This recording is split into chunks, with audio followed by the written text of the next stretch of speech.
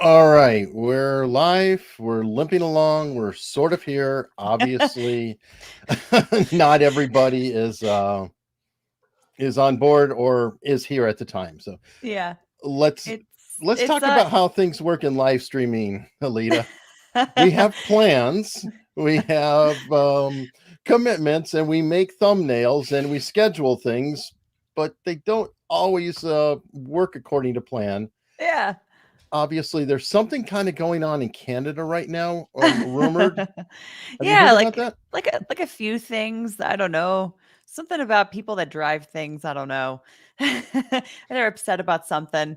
But it's Canadians, so who knows how upset they actually are if they're like, on like an American scale of like 1 to 10, like the Canadian anger probably gets up to an American 6. Yeah, So could, um could be, yeah. could be. So obviously this is going to be probably less attended. There's another YouTuber right now who can't be two places at once, who Mhm. has a stream, and odds are I have a feeling that most of the folks may be over there. So we're going to have a bit more of an intimate Friday, Sure. less going on here. Waiting on Nate to come through. Not sure if I don't know if Andrew is going to make it or not. He did tell me ahead of time he might be drunk if he does. So this is going to be a fun time. But let's start off with let me share something because it is genuinely scary in Canada, and I almost thought Yeah. about just canceling this stream because of all these conflicts and everything else going on. And I understand, obviously David has got the major draw, and folks are going to be probably headed over there, and that's Yeah. perfectly understandable. However, let's go ahead and look. This is one of the latest things that happened in Canada. The YouTuber in question here is Zot.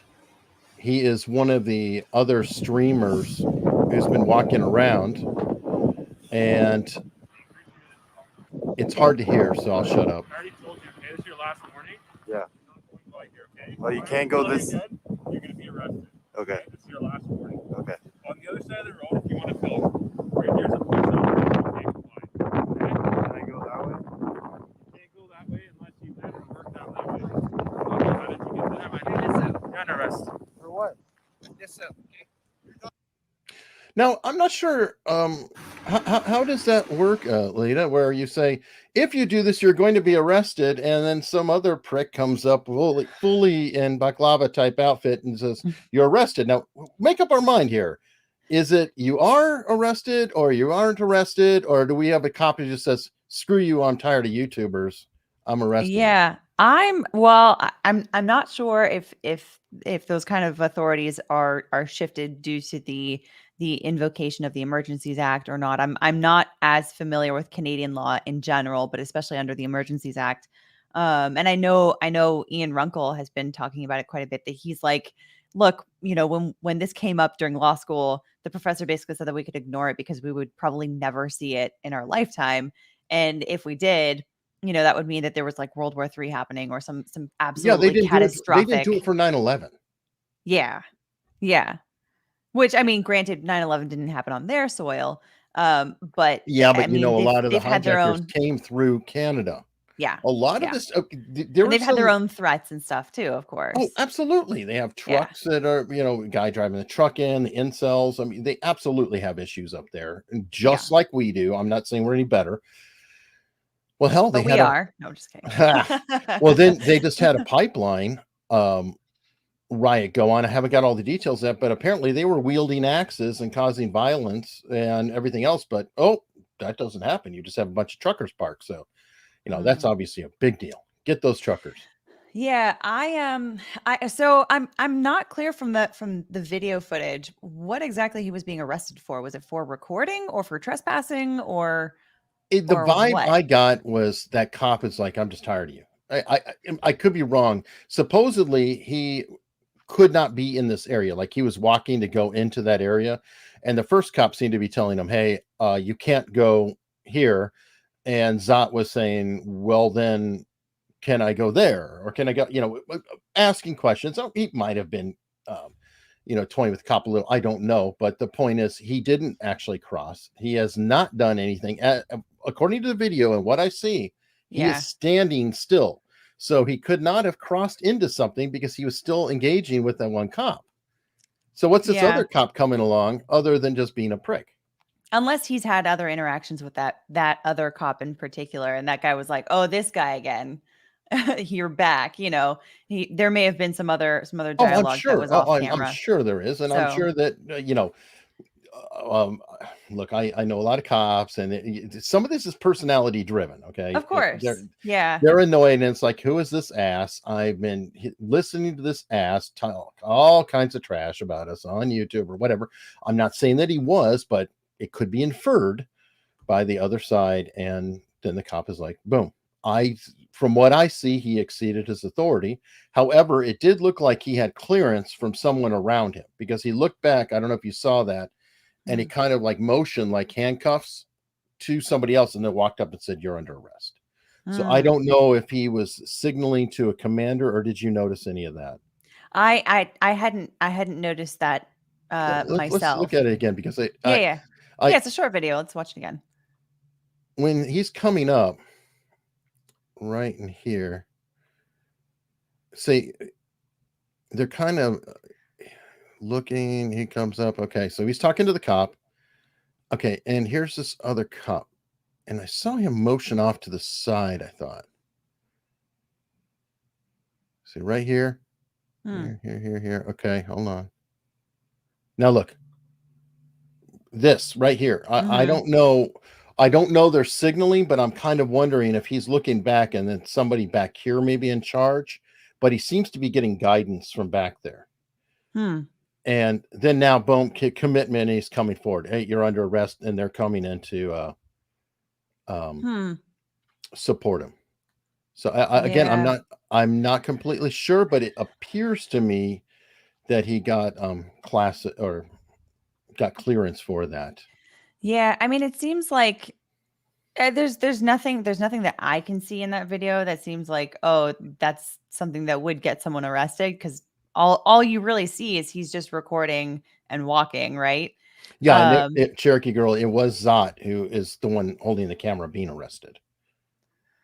So, and someone yeah. said in the chat, Trudeau new rule: no media is allowed to film the trucker protest. He doesn't want the world to see. Well, I don't know. Maybe I'm not Well, sure. I think haven't that's seen any I think that's official. hyperbole on that one. Yeah, But I will could say be. that if you look at the Ottawa police Twitter, they are making it very clear that this is like a complete lockdown of everything. They've arrested the top people, and their Twitter feed is literally this, like every 20 minutes. Nothing subtle here. Okay.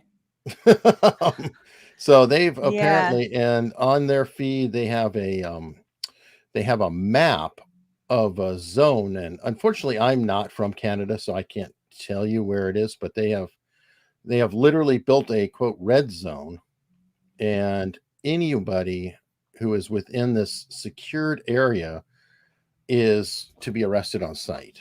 Yeah. Supposedly. And this So, makes me think of and I like don't. Baghdad. I mean, honestly, it feels like Baghdad and the Iraq War. Remember that? The no-go zones? Yeah. I mean, it does seem strange to American sensibilities that, like, just being in a specific area that happens, that has been demarcated just because there's been an ongoing protest, right? Right. It seems strange to us that, like, just by being there you can be arrested, because it's not private property, right? We're talking about sidewalks, we're talking about roads, which are generally speaking open to the public, and anyone can go wherever they please for the most part. So it's a very strange strange thing to see somebody just getting arrested just by virtue of being there. But if they've determined, and I don't know what authority they're doing that under, other than maybe something under the Emergencies Act, Yeah, but somehow they've even that right now is very interesting because it is not, shall we say, an agreed upon action. What is it? The Canadian version of the ACLU or whatever it is, their civil liberties union is suing Trudeau right now. The courts Yeah. are starting to get involved and say, whoa, wait a minute here. You're overstepping your bounds a bit. If you look, Trudeau tyranny is trending. I love that alliteration. Trudeau tyranny on Twitter. So and if you look at that, you'll see just going through the thread how one after another. Obviously, the conservatives are against him on it. So this is not a Yeah. universal decision. This is not, this is Trudeau. He owns this. This is his baby. Him and the liberals. That's their baby. So yeah, and I think I was also I saw earlier. I think that wasn't the Parliament supposed to get together earlier? Hey Nate, how's it going? What's going on? One can hope. We're seeing if our friend's going to get arrested like the other YouTubers. Cool. David, he can't make the stream today. He's busy marching into Ottawa, and they're arresting YouTubers, including Zot. And people in the chat are saying that he's trying to find a way in right now. I don't know if he will get arrested. I do know. Okay, Viva is approaching. I love this. I feel like we should have a silent feed of Viva in here. Why not? We'll have a. What are they arresting him for? What's going on? So they just can't just arrest. Well, I don't know. It's Canada, so I can't impose the U.S. laws on them. So yeah. Well, apparently the Ottawa Police Department has been putting up on Twitter periodically, like, if you are in the zone of this unlawful protest, quote unquote, you will be arrested if you are found here. Yeah, I mean, quite literally. That's And by the way, they're saying. they choose. This is the zone. I don't know Ottawa well enough, but everything in that red zone is essentially arrested if you're there. Period. Oh, Parliament canceled the discussion. That's right. That's what I had heard. There's nothing. Does anybody have a problem with this? It's like, let's think about this for a second. You're saying I'm going to decree something, and people are saying that's behavior of a tyrant. We're going to have to discuss this in Parliament. And so what does somebody do who is not a tyrant? They say, oh, there will be no discussion. Cancel the debate. Yeah. I mean, this is really some deeply disturbing stuff. Maybe I'm completely off my rocker, Nate, but help me out. Are you not troubled by this? Oh yeah, no, definitely. But it's and maybe it's just my personal thing is that I only feel like I'm hearing one side of the story though, and I love to hear. You're only hearing Trudeau's side. That's absolutely correct. I don't know why they're doing with like everything. Like I've been hearing Viva, I support Viva 100%. I support everything he's doing, and and from the way he's been portraying it, it sounds horrible. But so did there's been a lot of cases. It's like Trayvon Martin. That sounded horrible, right, when you first hear it.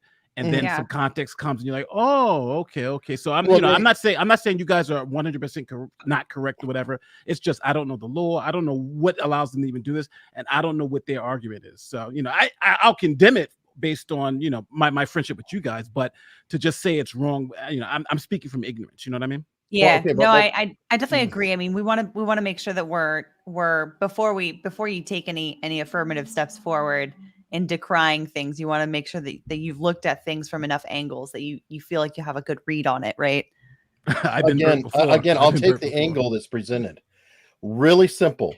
You have something called Parliament. You shut down the debate.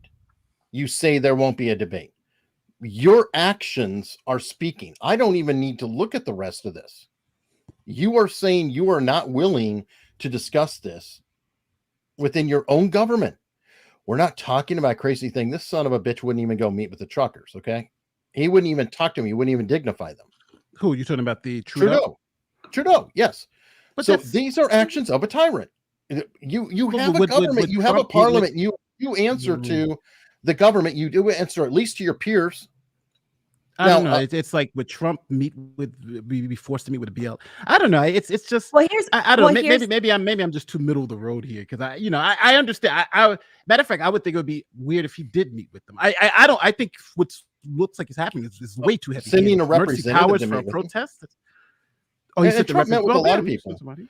But And he a lot of didn't people agree have with an the law. official meeting with BLM. No, that's that if he has, then maybe I just missed it.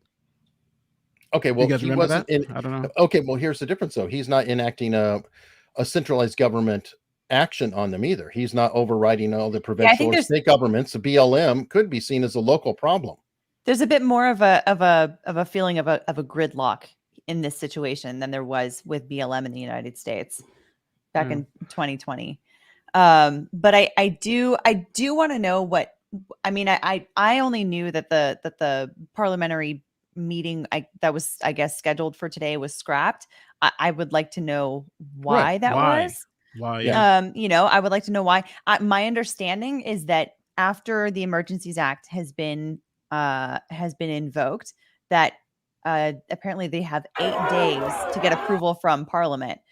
After which point, if he doesn't get approval, then I think that the powers are supposed to go away. I think, but there's a lot of uncertainty around this act because it's, like I said, it's never been invoked. That's so weird. And again, it's the part that's really rubbing me the wrong way here is the fact that you're doing it for a protest. Trucker protest happens all over the world. I saw one happen in England. Some of them With even no happened here. violence. With no violence. And By this the way, was no and they had a violence, yeah. pipeline. No, they had a pipeline deal where there was actually violence that took place overnight, apparently, or yesterday. I mean, very recently in Canada. But that's being completely sparse, ignored. though. That's extremely sparse violence. I'm talking about on the truckers have been 100% Whoa. Oh, no, I'm going to call you bullshit. It's extremely sparse violence. It's like one has zero violence and is very big, and the other one has sparse violence with the axis. Oh, mean sparse, what do no you mean? biggie. You just said, didn't you just say there was violence? Isn't that sparse violence? Yes, that's I did. Sparse violence, no? Is it? I'm not sure what the. When you say sparse means like very little, or almost none, right? The truckers have had almost no violence, no? Oh, I was talking about the pipeline. There was a pipeline protest that had distinct violence. I thought you were about the trucker brother. I was like, man, you hit me with new news right now. No. No violence. The truckers have none, as far as I know. That's what I thought you were talking about. That's what was the confusion. All right, yeah. Because I'm like, from what I've been seeing, the truckers have been extremely peaceful. Right. Yes, exactly. I mean, and by all accounts, I have not been able to see anything substantiated. We even brought this up in the news show this week. That they had the Canadian reporters that had to remove the stickers from their cars because they were in danger. And I'm like, really? Really? Well, yeah, Allison, covered it. It's like, where is the violence? Name one incident. I love that because they just throw things out there like this is hate, this is that. We're removing these stickers because of our fear. Well, define the fear. Show us that incident. One incident. Just one. Because how do I know there are not any? Because I guarantee you the front page everywhere. Yes. That's true. That's a very good point. Guarantee it. That's true. And everything that they have stated, I haven't seen any documented evidence. Like defacing of the statues. The only thing that they showed was, I forgot the guy's name who ran across Canada. Is it Ryan something? They hung a flag. It had a flag in his hand and like some sort of cloth around him, which I don't really consider defacing. No, we actually used to do that on our campus. Like there's a statue of the president who put underwear over the head. So yeah. Terry Fox. Now let's go ahead and let's ask the chat and ask everybody. Okay. Would you say draping a garment over something and putting a flag in the hands of a statue is defacing a statue? No. Or would you say, like another incident in Canada where they toppled the statue completely and it still hasn't been replaced and it's broken, but nobody did anything about it? I would call that defacing a statue or destruction of property. They do not. Go any. Nate wants to prove. How do we analyze the parliament debate so we can see what I don't know. This is part of the problem is I don't understand. I don't know Canadian law well enough. Like don't get me wrong, people. what I'm seeing now is troubling, right? I think people misunderstand. All right, so for instance, I'll tell you one of the times I get bit before. Trayvon Martin was the one that got bit before. When I first heard the story, I'm like, oh my God, it's so horrible. It's obviously racist. But then when I went into some a little deeper, I'm like, oh, okay, this isn't really what I was told. There was a narrative being put out there. And then same thing with Breonna Taylor, you know, let's not even talk about Rittenhouse, right? Rittenhouse was the narrative. So, and I'm not even saying this is a narrative. I'm saying what I'm seeing is bad, but I'm always very careful and cautious when I'm only hearing one side of the story, because I don't know anything about Canadian law. I like everything I'm being told right now is honestly new to me. So for me to have a strict position on it, you know, I don't know what people expect for me to say. You know, I don't get me wrong. I support Viva 110%. If Viva's out there trying to be, I would go up there and help him right now. So you know that I don't care what happens. I support Viva 100%, right? But if you're asking me my opinion on something that I absolutely know nothing about, it's going to be a little tough. Well, and I would say, you know, it's ironic that you're saying that you're not hearing both sides. Well, technically, the only way you're hearing the Tucker side is because of Viva, because of Zot, because of other YouTuber live streamers, because you absolutely are hearing the other side universally by the press. Trudeau is spouting his mouth off. His press, CBC, all of them, they're echoing it. Down here in the States, they're going right along with it. The only alternate opinions are the Vivas of the world and like Tucker Carlson. Maybe that may be a disconnection. I've seen nothing on mainstream media about this story at all. All my information is coming from Viva, Tucker, and you guys. I've seen nothing.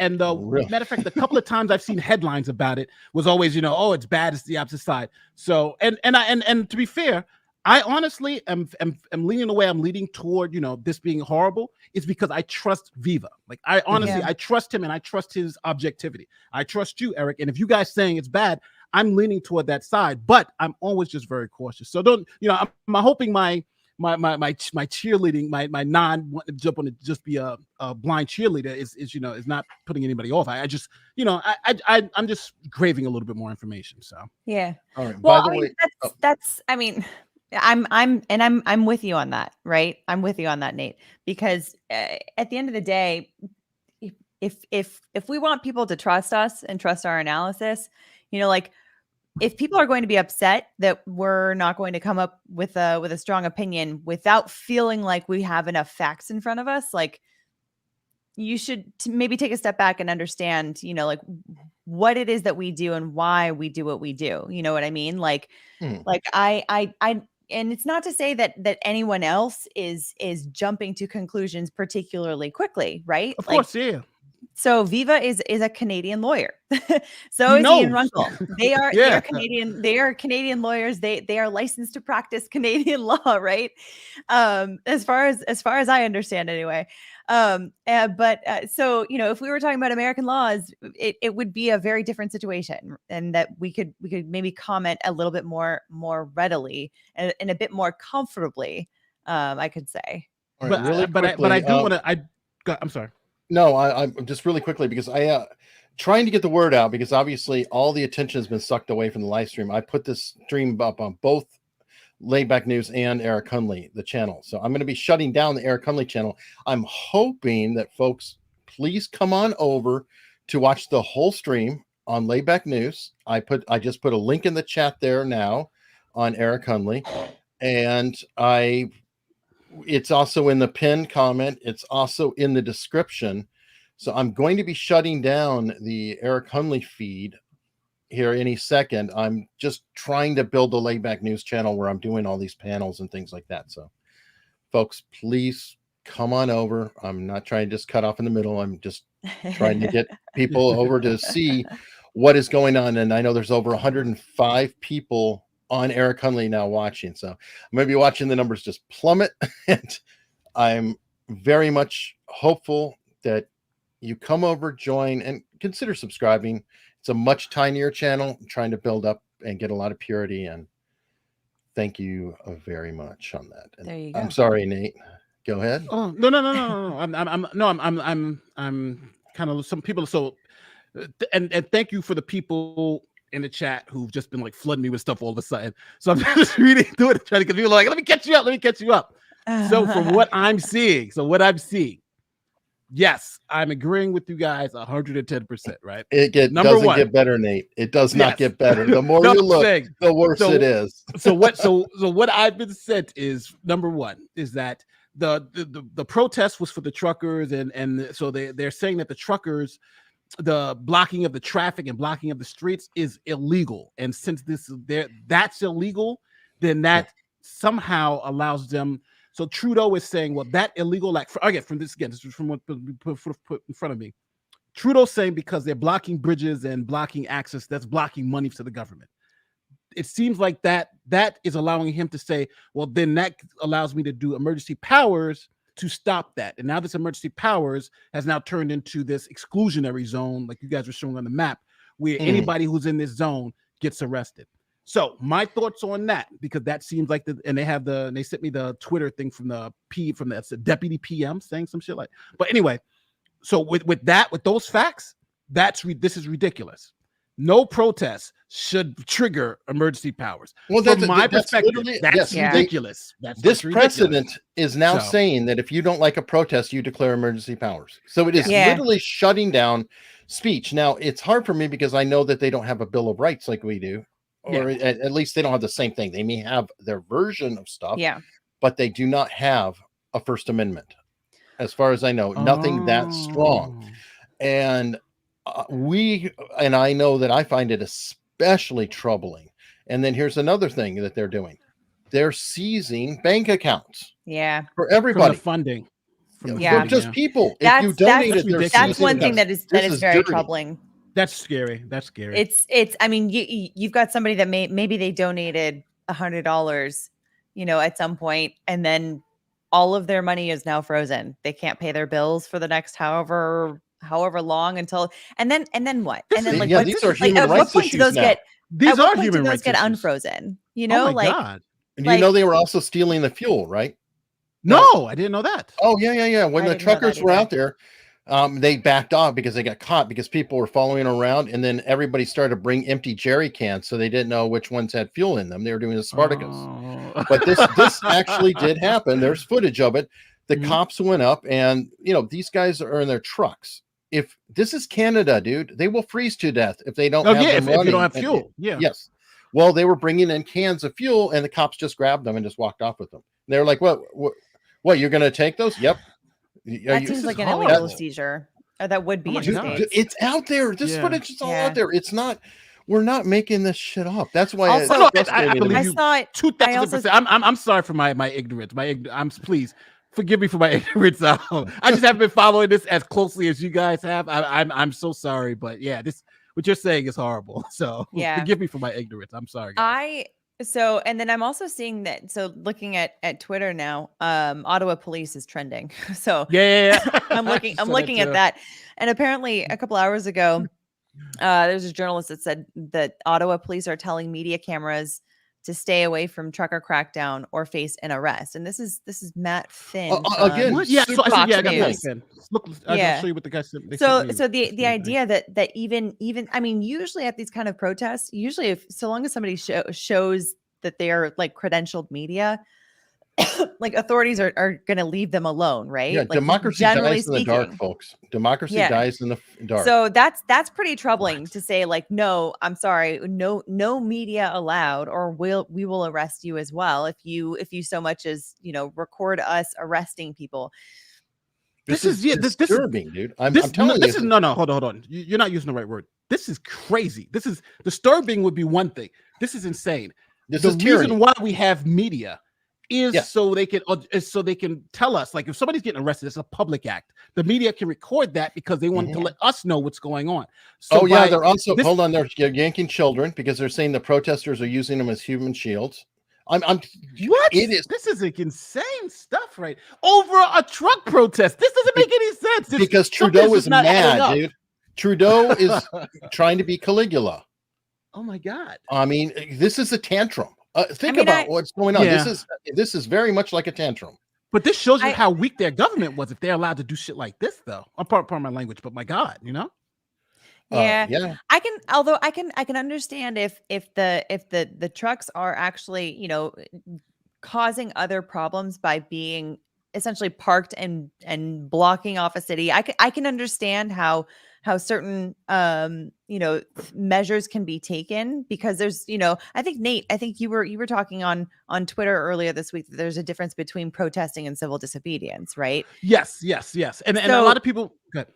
No, I mean, I was just gonna say, like there's I can understand the responses being different between those two different things, but I don't know that you would need an Emergencies Act to do that. I've also heard other Canadian lawyers saying, the localities, like the Ottawa, the city of Ottawa, or maybe the county or province. Sorry, I'm less familiar with the Canadian geographic terms, but like the more local governments, they actually have more tools in their tool chest that they are able to use that don't require the Emergencies Act. That a lot of the stuff that Trudeau is using the Emergencies Act for can be done outside of the Emergencies Act by these more local governments.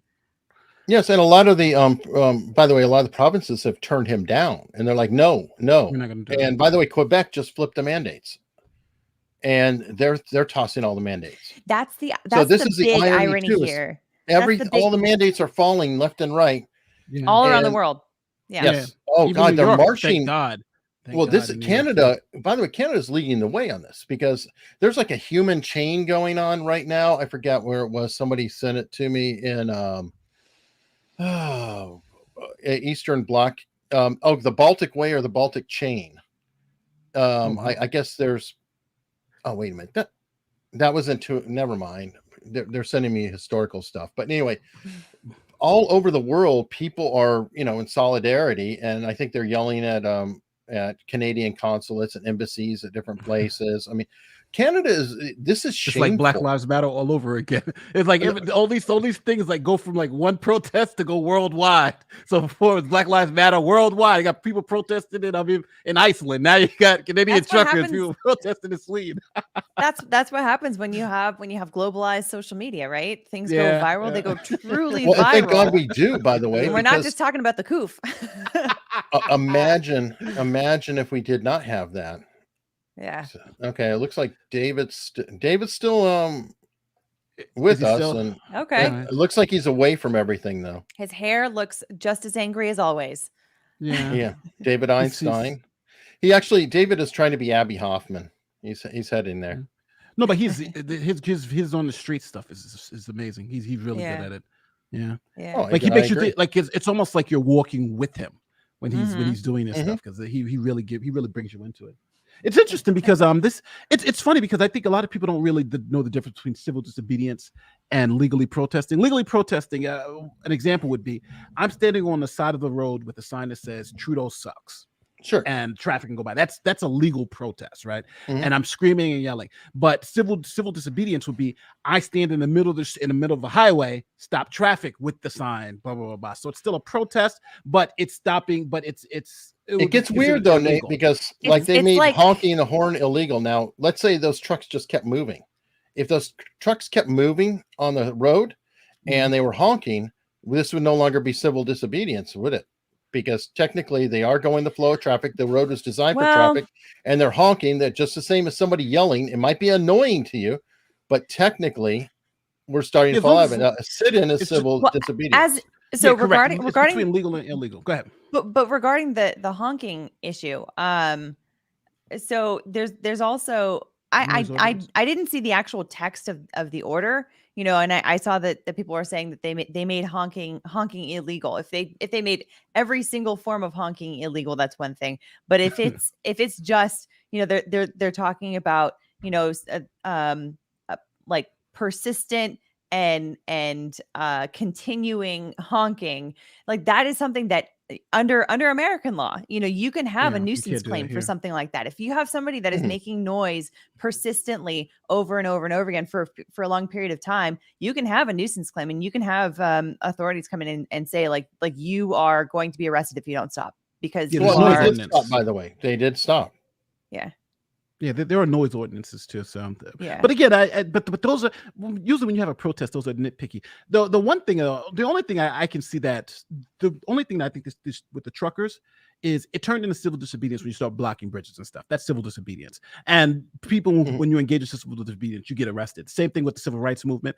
And thinking about it, there were times during the civil rights movement where some of those states did, implement emergency authority.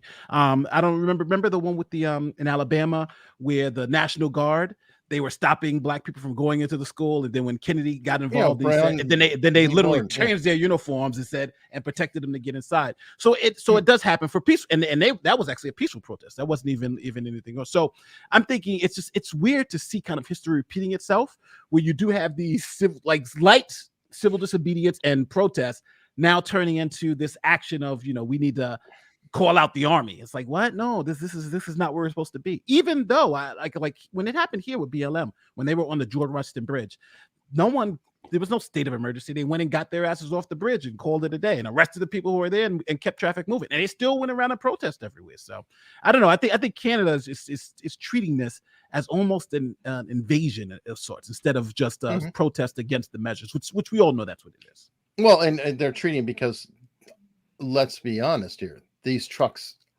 are powerful. I mean, yeah, this has a very real effect, because who's going to move the truck? I mean, you have morons here, like a former national security person with Obama tweeting out, slash their tires, take their licenses and move the trucks. It's like, okay, dummy, on 50 parts. First off, slash their tires. That's destruction of property, however you look at it. Second, how the hell are you going to move the truck, stupid? That was my first thought. Yeah. It was like, if your goal is to move them, that seems to be a backtracking. Slash the tires. Yeah, I'm just like, are you kidding? And then, get rid of, arrest them. So who's going to move the truck? And now you have Trudeau threatening the tow companies who have been refusing to tow them, because they're in solidarity, because they drive, what are those things called? Those tow, what's the word for it? The tow something kind of vehicle.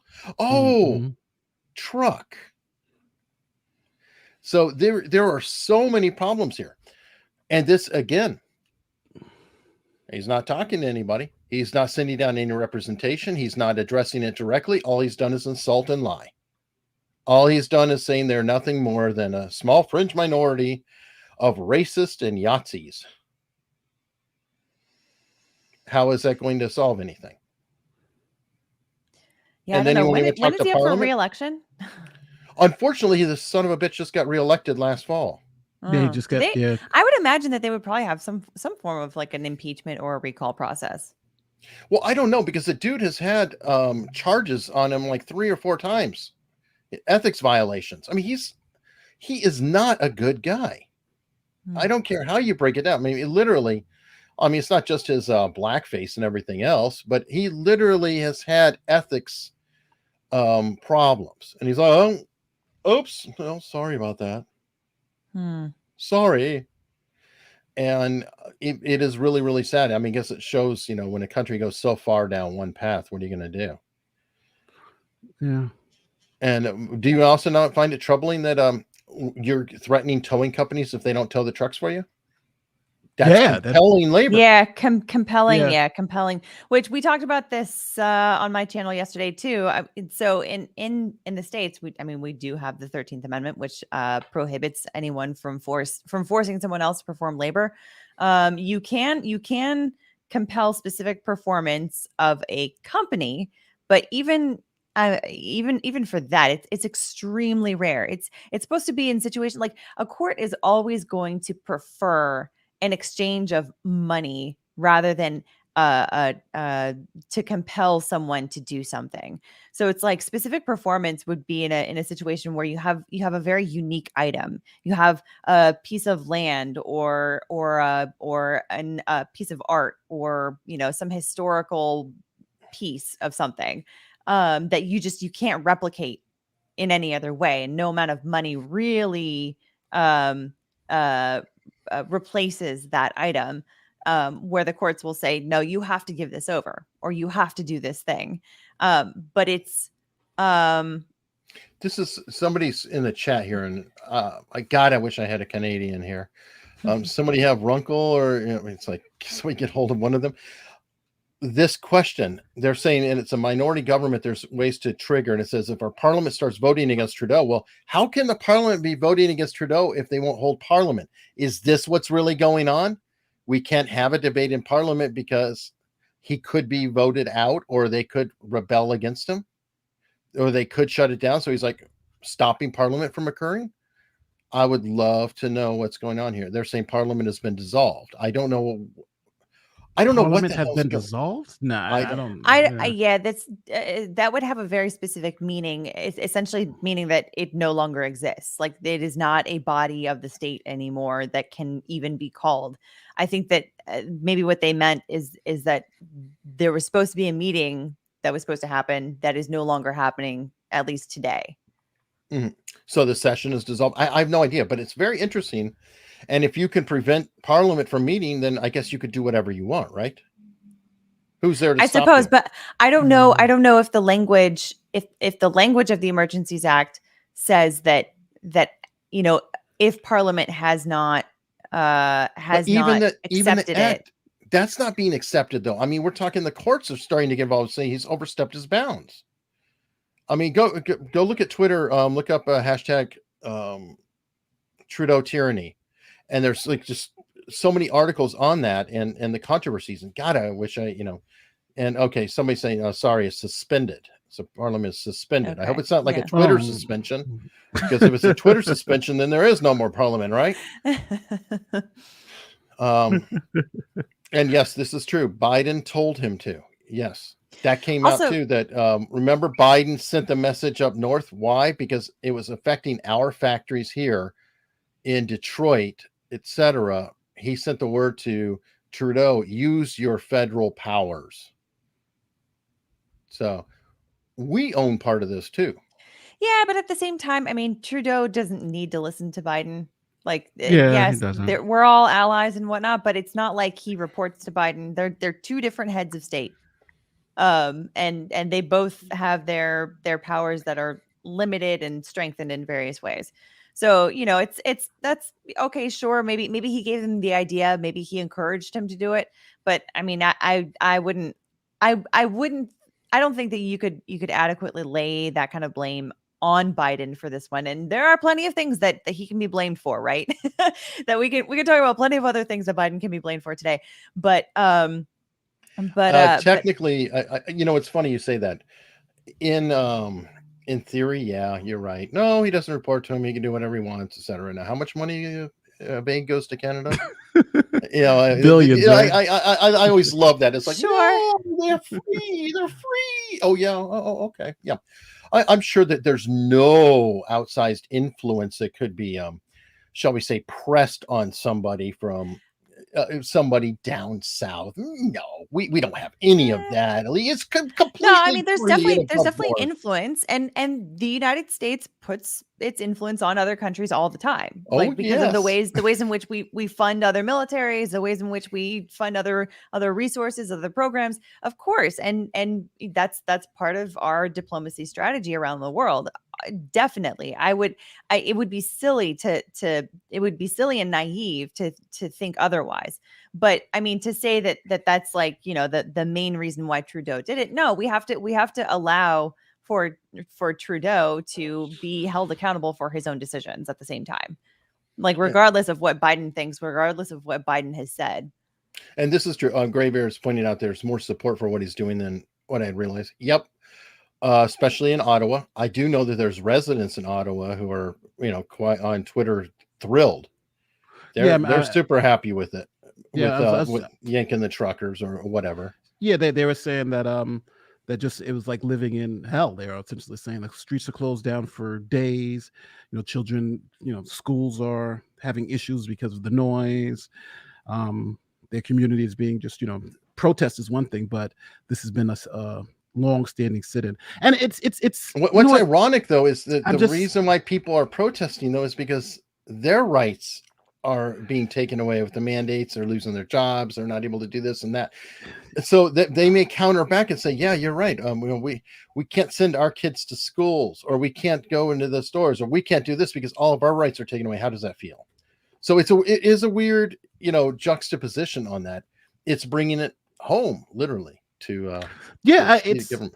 Yeah, but whether It's people just- recognize that or not is a different situation, right? I mean, not everyone is going to take a step back and think, "Oh, this is what it's like for someone else." Like a lot of people in this situation are going to be like, "No, this is very frustrating to me right now, and I don't care about anyone else." I just want to take my. I just want to go to the supermarket. I don't give a. Right. But then isn't that the whole point of it, is to bring that pain to another area because we're being ignored. No, hold on. What's the whole point of a protest? You're saying you're being ignored. It's to let people know of your issue, or correct, because you feel like you have not been heard, you have not been acknowledged or recognized. Civil disobedience has taken that to a higher level. It is saying we've been talking. You're going to listen to us. I mean, look at all the Vietnam protests, the sit-ins, and and things of that nature. It didn't just all end overnight. So it is true. Obviously, whoever is on the other side is probably going to sit there and say, well, I don't care. Can you just protest somewhere else, please? Well, the people who are living there, but NIMBY strong, not in my backyard. But I think it's I feel like I'm living in like an alternate reality. I'm going to be honest with you guys, like I'm going to say it. 2 years ago, I was on a left, just so everybody understands. I used to be on these left-wing shows, and they were saying the same thing about BLM. Like everything you guys are saying, I heard the same exact thing about BLM. Oh, they're doing this. Oh, the community is saying, why are you doing this? About the same exact arguments. And now, years later, Nate, slightly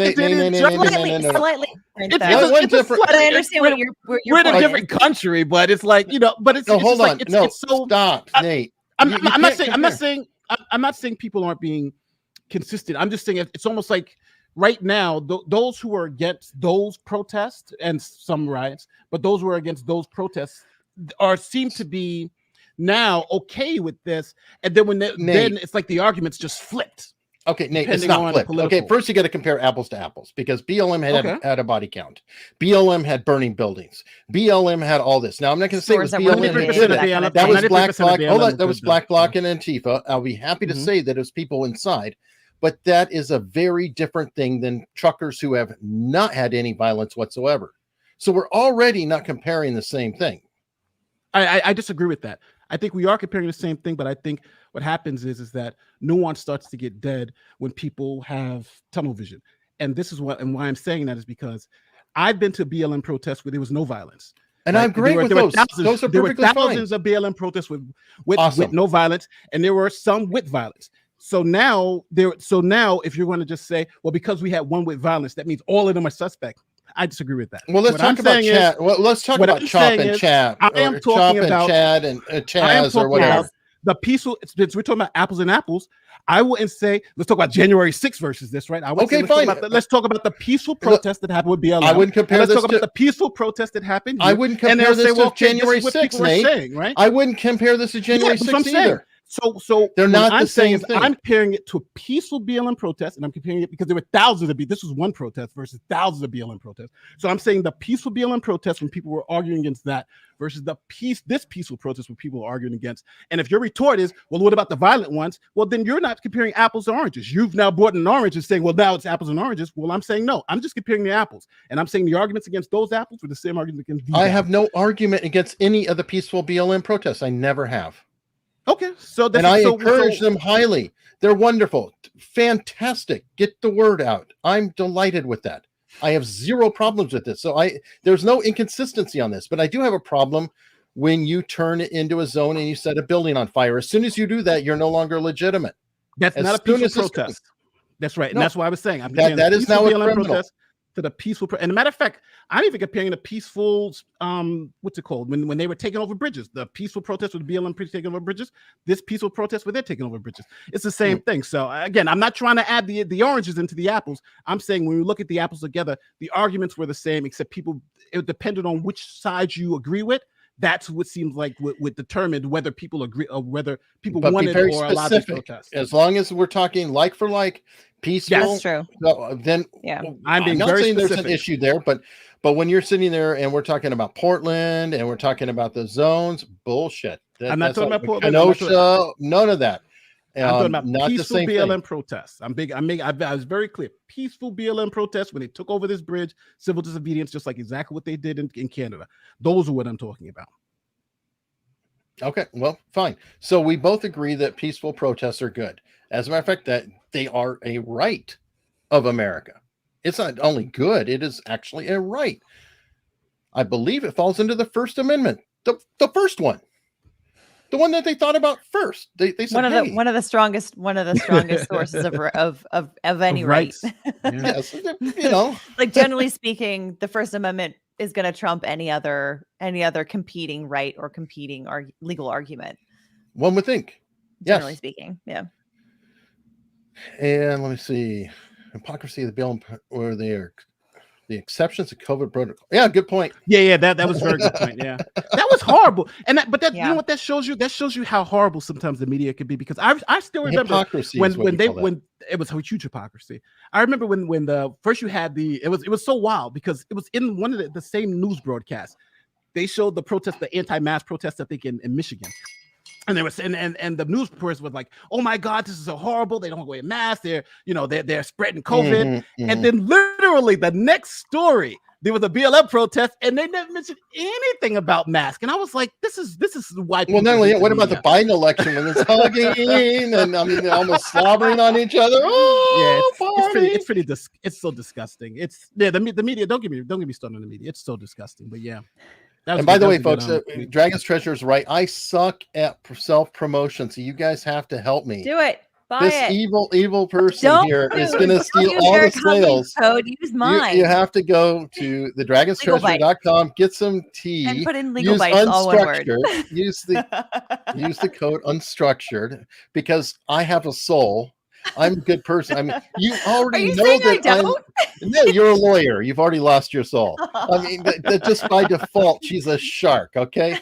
I don't have a law degree. I am of the people. You want to support someone of the people, not some shady lawyer. You sound like a politician. You're not even in America right now. I don't even know where you are, you shady lawyer. I am here because I am a military spouse. That's what I'm doing. No. Serving your country. There you go, America. Exactly. So I am doing my duty. I celebrate the husband, but not the shady lawyer wife. not the one that's supporting the husband.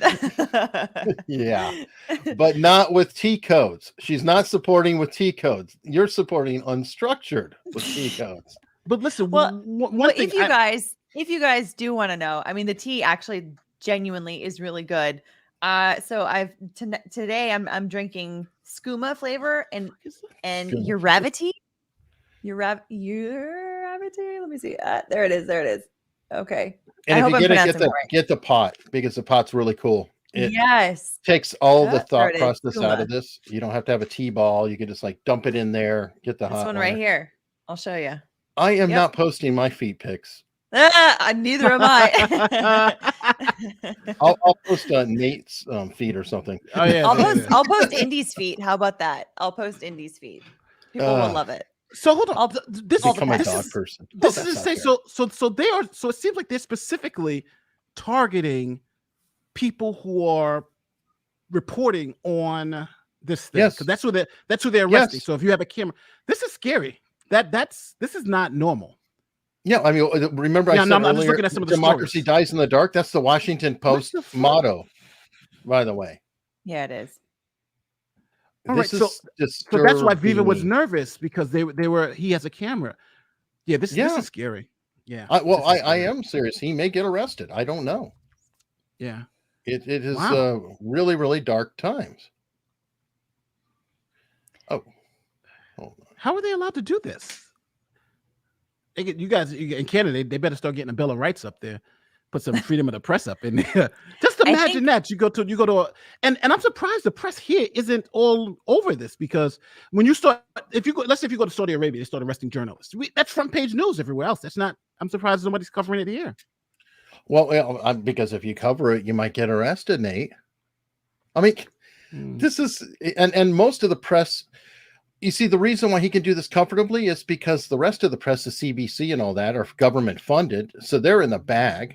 They're probably standing on the side saying, "Oh, finally, Trudeau is acting in his great behalf to bring peace to this nation," and he's arresting those YouTubing rabble rousers. Yeah, I mean, it definitely is. I mean, it's very troubling. It's very troubling to American sensibilities, for sure.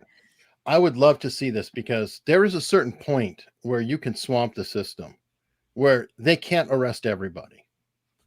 And I can't necessarily promote that, but would it not be an interesting thought experiment if everyone in the area happened to turn on their phone and their camera and started recording at the same time? How many police would it take to arrest all the civilians that could do that?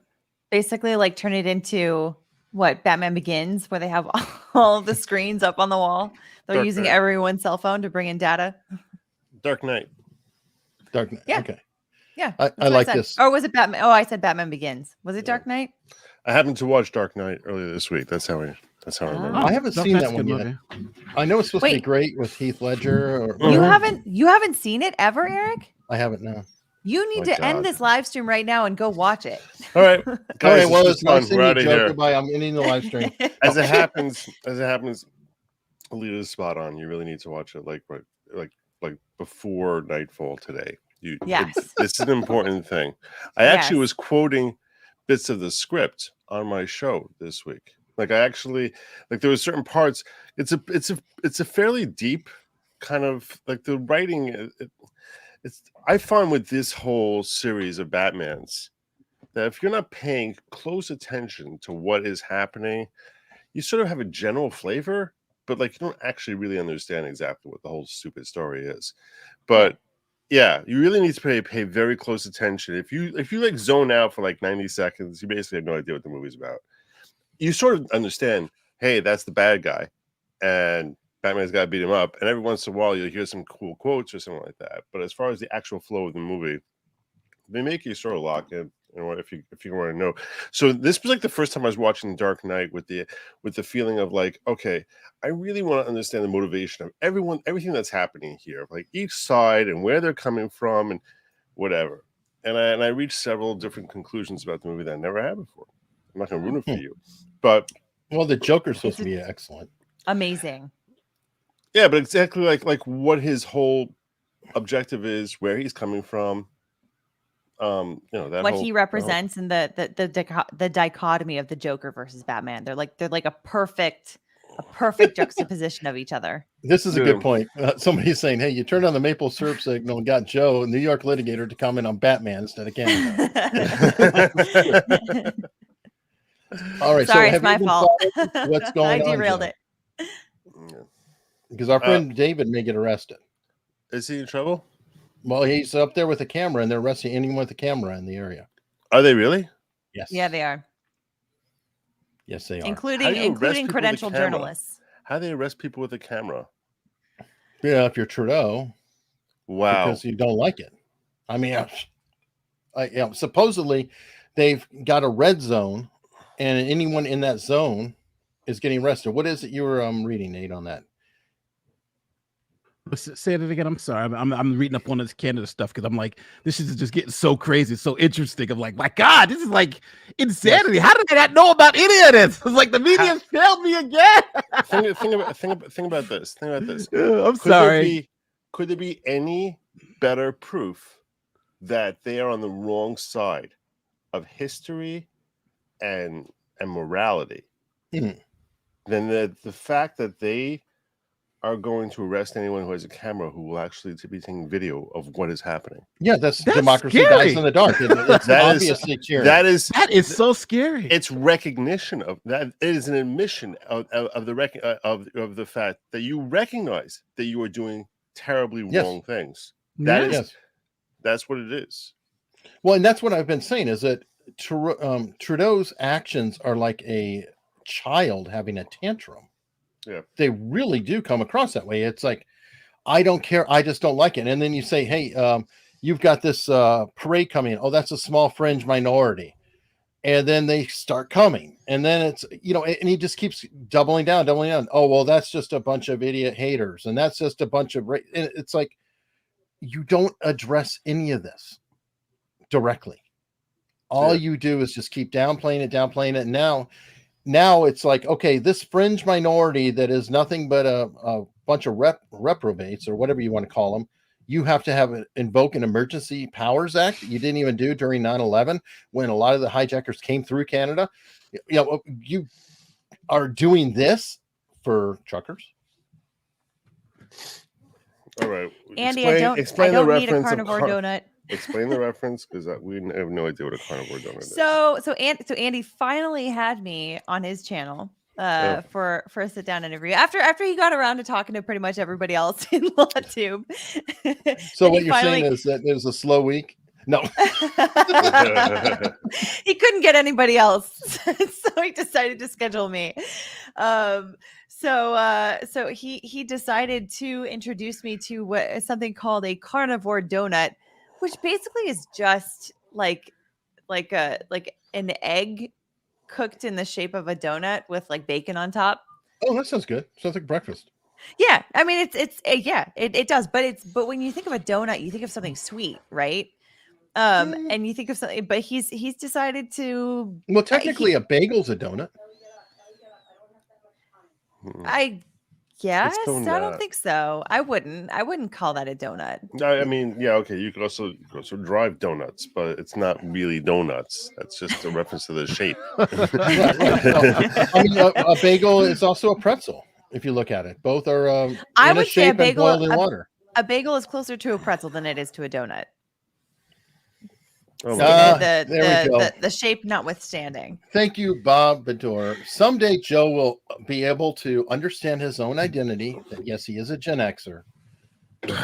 I know that he struggles. He has trouble with it. He feels like he's a boomer.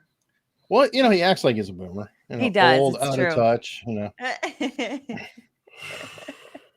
I found a passport of mine from when I was 20, and it made me feel so old. Because I don't even look like the same human anymore. I was because I had to do my ID for like the whole gun registration thing. Look at how different. Oh wow! Oh wow!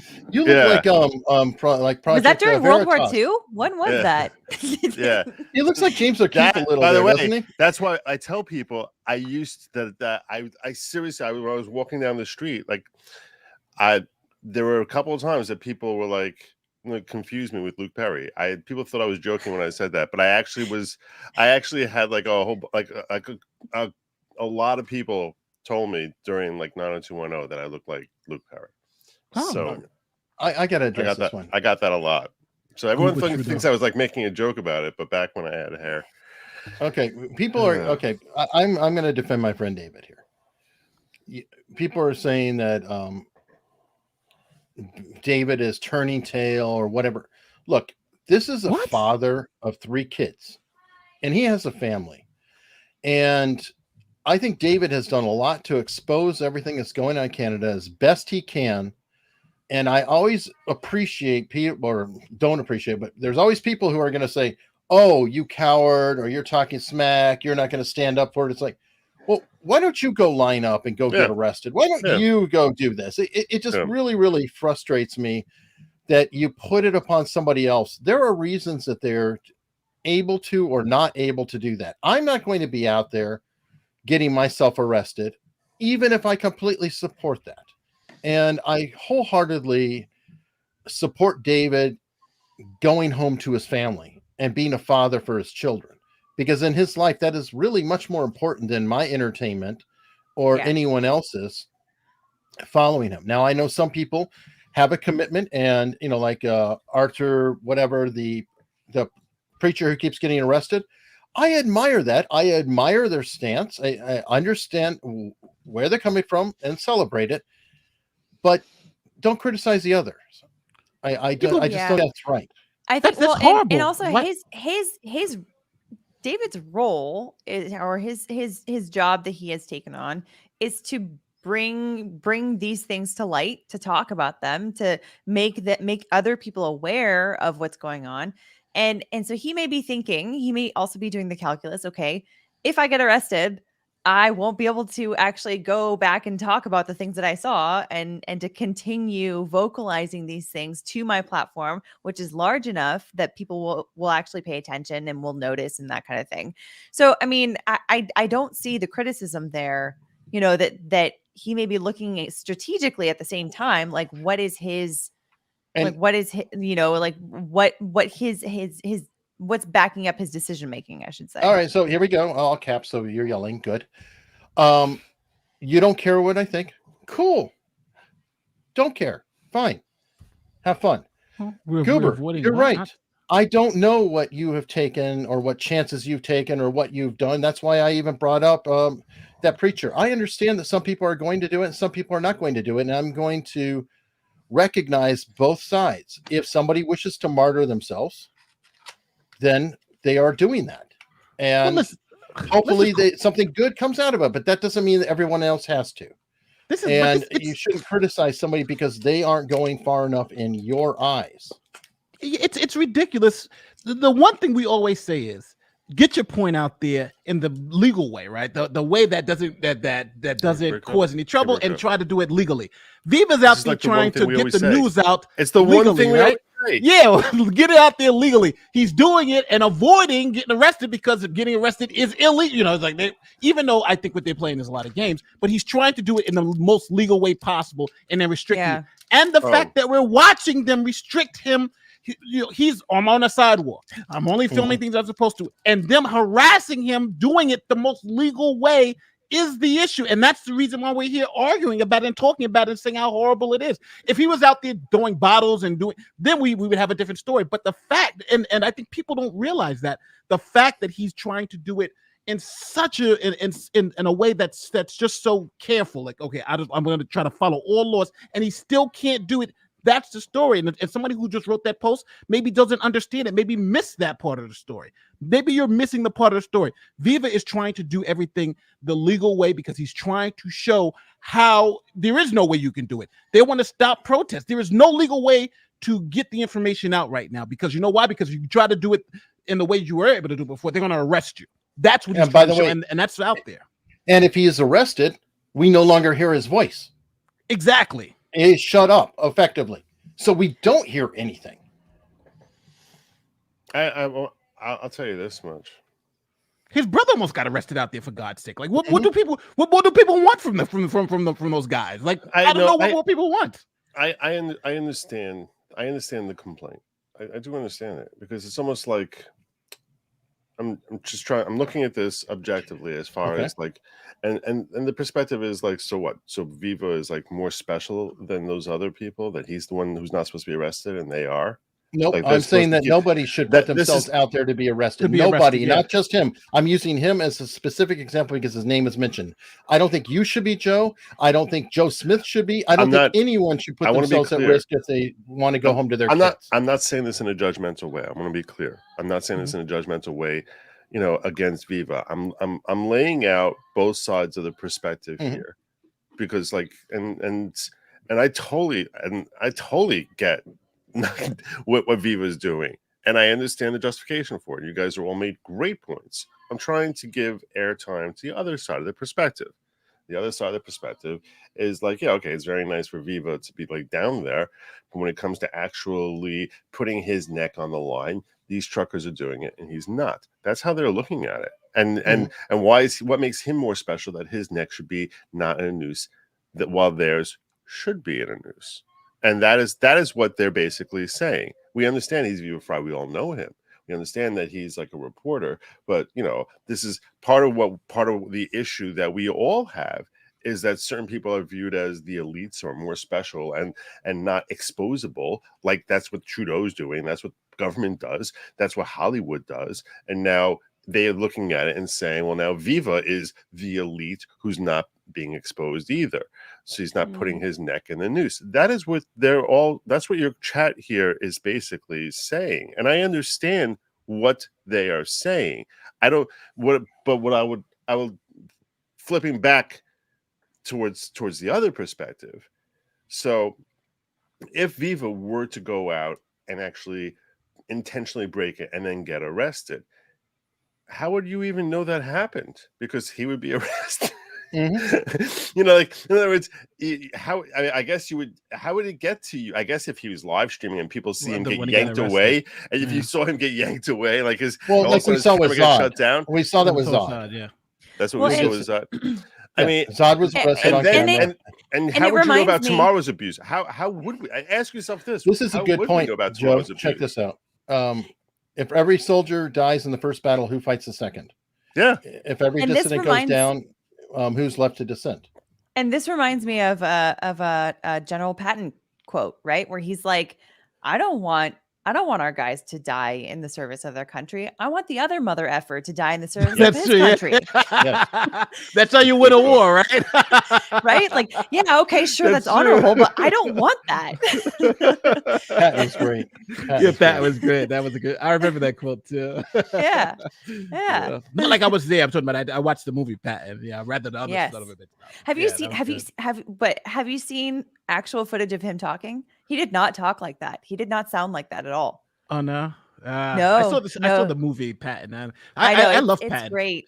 You know, George C. Scott was amazing. The one interesting thing, a lot of people, well, most people probably today don't know, but the Germans feared Patton so much that they actually used him as a decoy. They were like, yo, wherever that guy goes, that's where they're going to be sending over here because that effort is crazy. Well, it's not only that, he was being punished. He was being punished for slapping the soldier and the other stunts that he did. So it was brilliantly played. If you think about it, Eisenhower's slick on it, but he said, okay, you can't battle, which killed Patton because if he wasn't battling, it was killing him. So they stuck him to keep his powder dry with a bunch of inflatable tanks and things like that. And the Germans were certain if we were going to have an attack because he was our Rommel. Patton and Rommel were like the perfect counterpoints and they both admired each other. So they were terrified of Patton with good reason because he would run out of fuel. And by the way, I want to address that Elite a little bit. He had a high speaking voice. I don't know if he in fact did, because if you listen to the old-timey recordings, everybody sounds like this when you listen to them. And I think that it would be good, and I've always kind of wanted this, a vocal inflector that would take the properties of a microphone, reverse engineer it to try to reestablish a voice as it was at the time.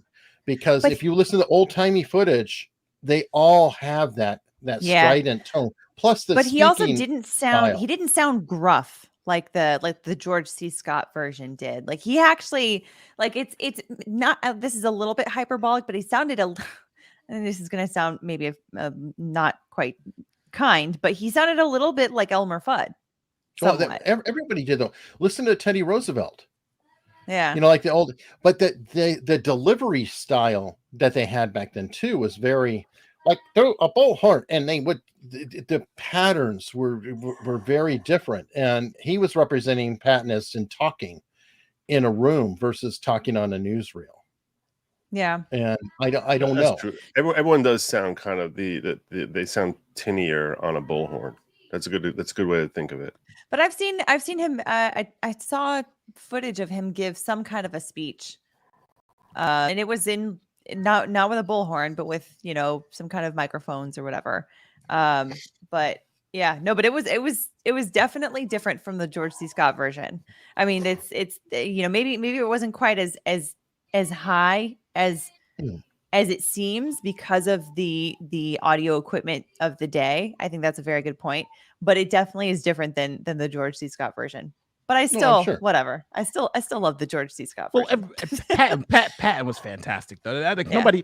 I think somebody in the chat, I just was looking, somebody in the chat tagged you. They said, you and NATO wrong. Imprisoned German generals who spied upon in UK, they had no idea who Patton was. That's bullshit. They're calling bullshit on that. They absolutely knew who Patton was. Oh, God, yeah.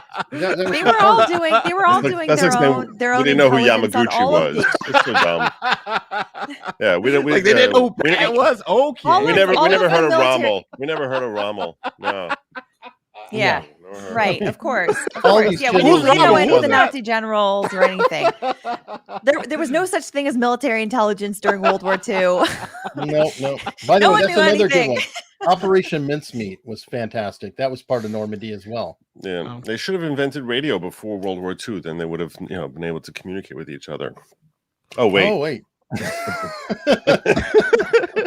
They're sending out the war things now for BLM. Oh yeah, it's the war smoke signals. Yeah, no, they're sending out the emails now to get the whole the Kim Potter. She only got 24 months, so now it's protesting about to start. She got 24 months. Yeah, 24 months. And 16. Wow. She got to serve 16. But the thing is that listen, let me lose my black card for this. Kim Potter was wrongfully convicted. Let's just be honest. And 24 months, 16 months. I think that judge realized, that's an appeasement. That's an appeasement to say, here she got sentenced. Yeah, that judge just gave something up, because I think at the bottom of the day that judge realized this. She got convicted for an accident, and generally accidents aren't criminal. Well, so but I don't know. I don't know if Mike this Wood is was true. right. He knew she was going to get convicted, and his stasis, what he said, the fact that she was pulling out a taser meant she had to be convicted. Wow. The fact she thought it was a taser, and he's a former cop and study all this. He said because she thought it was a taser, she didn't see it as an emergency, that automatically led to the conviction. Yeah, well, like I said, we'll have him on with you to debate it out. Yeah, I think he's wrong on that one, because it really turns to the conscious disregard element. Was she conscious that she was and the same thing we were talking about with Baldwin. It's the fact that was he consciously disregarding the risk, and if she didn't know she had a gun, there's no way you can prove conscious disregard. But we'll see what the appeals court says. Yeah, but correct me if I'm wrong. I thought someone I don't know if this is true. I don't know if this is true. So if you guys know one way or another, let me know. But someone had said that apparently the state in this case in Potter was asking for a lower sentence in the range of possibilities for Potter. I don't know if that's actually true though. I'm not sure. Do you guys know? Okay. I'm not sure. Yeah. But I'm hoping she appeals though. Maybe she just won't. Maybe this was so she won't appeal it, because I think she has a fantastic appeal. But we'll see. Even though appeals are really for losers, but hey. Yeah, appeals are for losers, and they also take like 2 years to be heard. So by then she'll have finished serving anyway. Yeah. So, yeah. But I'd rather be appealing out than appealing in. You know what I'm saying? Yeah, I mean, well, I don't know. I guess 16 months. I think she's wrongfully convicted. Everything else, but at least after it's done, she can officially put it behind her in every way possible, right? Yeah. She's a victim felony. Can't have any guns and everything and can't vote and all that stuff. So, which obviously I don't like, but that could be overturned too. The governor. That's the reason for the appeal. That's the reason for the appeal. Yeah. Which even if it gets granted after she gets out, that will reinstate her right to get. Well, the governor can do it too, right? Can the governor also do it? Not for guns, I don't believe so, because that's the federal that's the federal statutes. But I think for voting, yes. But also the voting it's the legislative issue, because in Florida, well, the governor would have to what do he have to do? He'd have to pardon her. He'd have to give her like a full pardon. Well, if there's a pardon, then the feds can't say anything about the guns because it's pardon, right? Technically, well, that was the McCloskey case. Remember, that's why they pleaded guilty to the misdemeanor, because they pleaded guilty to a felony that there was like some issue there that may have caught them up with the federal law, because the federal law is you're convicted versus so. But I'm not sure. I mean, this is a part of the law I'm not familiar with. I'm not as familiar with. I should say. Well, you're the criminal guy here, so we're screwed. Yeah, that's true. Right? after I don't care about them getting out. I care about putting them in. That's what we cared about. Well, now you care about getting them out, right? Now I do care about them getting them out. Well, no, I care about keeping them out. But if they get in, then that's somebody else's job. for the appeal. Not my problem. Speaking of jobs and things, I want to get everybody's thoughts on the Alec Baldwin. Oh no, I'm covering that tonight. Oh, okay. Prince Andrew and Gofrey, the that cute little settlement. Yeah. Is anybody else find it troubling? Well, I mean, most civil litigation, the vast majority of civil litigation does settle. I agree with that, but let's look at this for a second. This person, and she could be a victim, don't know. I'm not going to get into it, but she picked up $500,000 in the past. Correct. Settled once with Epstein with that blanket settlement, and they even brought it up again, saying, "Hey, whoa. You took a settlement and you said Epstein and all associates," I believe is how they worded it. Yeah, right? It was everybody. I think Dersh even wrote it. Whatever. Yep. And now another bite at the apple, and he never admits wrongdoing. Mm-mm. And she's collecting millions of dollars. Yep. I have to question personally whether this is something that was legitimate or if it was a money grab. I really do question it. I'm sorry. I know I'm evil and horrible Joe's and got nasty. some thoughts. Of course, Joe has some thoughts because he's Joe. probably going to get moral Joe. Come on. Well, yeah, I was going to go into the morality Maxwell here. Trial. The Maxwell trial where they scrupulously, using Virginia Roberts' name countless times without her there, shocking, without ever either side bringing her. Yeah. You would think one side would bring her, right? I mean, either the plaintiff would really like her or the defense would really like her, and neither side. While her name kept flying around that courtroom, I walked into that as such a newbie, into that case as such a newbie. I was like, who's Virginia Frei? Who is this? I literally had no idea who she was. Like, I had to ask other people, like other reporters there, to tell me who she was. They just look at you like, where have you been? Yeah, that's how much of a newbie I was when I walked into that trial. I mean, trust me, I learned pretty fast about who she was. But I think he's admitting guilt without using the words "I'm guilty." Because if you're paying millions of dollars, which I would tell you right now, I'm sure he's paying. His mom is paying it. That's the embarrassing part. Is Mummy is paying it. Yeah. Okay. Fine. But he sold it. He just sold an estate for $15 million. So that's what people think that he's using he sold that estate in order to have the asset to pay her off. It was a fire sale too. So I definitely think that there's an admission of guilt when he's saying, "Yeah, she was wrong, and I'm also paying her money." It's basically he did everything but use the words of saying, "And I did it. I was one of the people who did it." So on that sense, like, I want to start with the perspective of saying all these people are douchebag jerks. Okay. And I'm talking about all the men who are involved here, evil people, terrible human beings, bad people. I want to put that aside for a second and point out that this woman, this is not the Epstein. Apparently she was sexually trafficked before she ever met Epstein beforehand. I thought that was the other person that they. I didn't read up about this, but I had a couple of people tell me that she was sexually trafficked before she ever met Epstein, and then meets Epstein and gets sexually trafficked again. How does anyone possibly get sexually trafficked twice in their life? Well, unless if you're literally looking for it. If you're under 17, she was. She's a minor. So I understand that. Yeah. She is a minor, and she was wrong, and she's had a screwed up life. Okay, she has a screwed up life. At a certain point, so are you going to tell me that when she crosses to 17 to 18? And now she's doing it. Like, at what moment is she really just becoming part of the problem herself? She's introducing new girls also.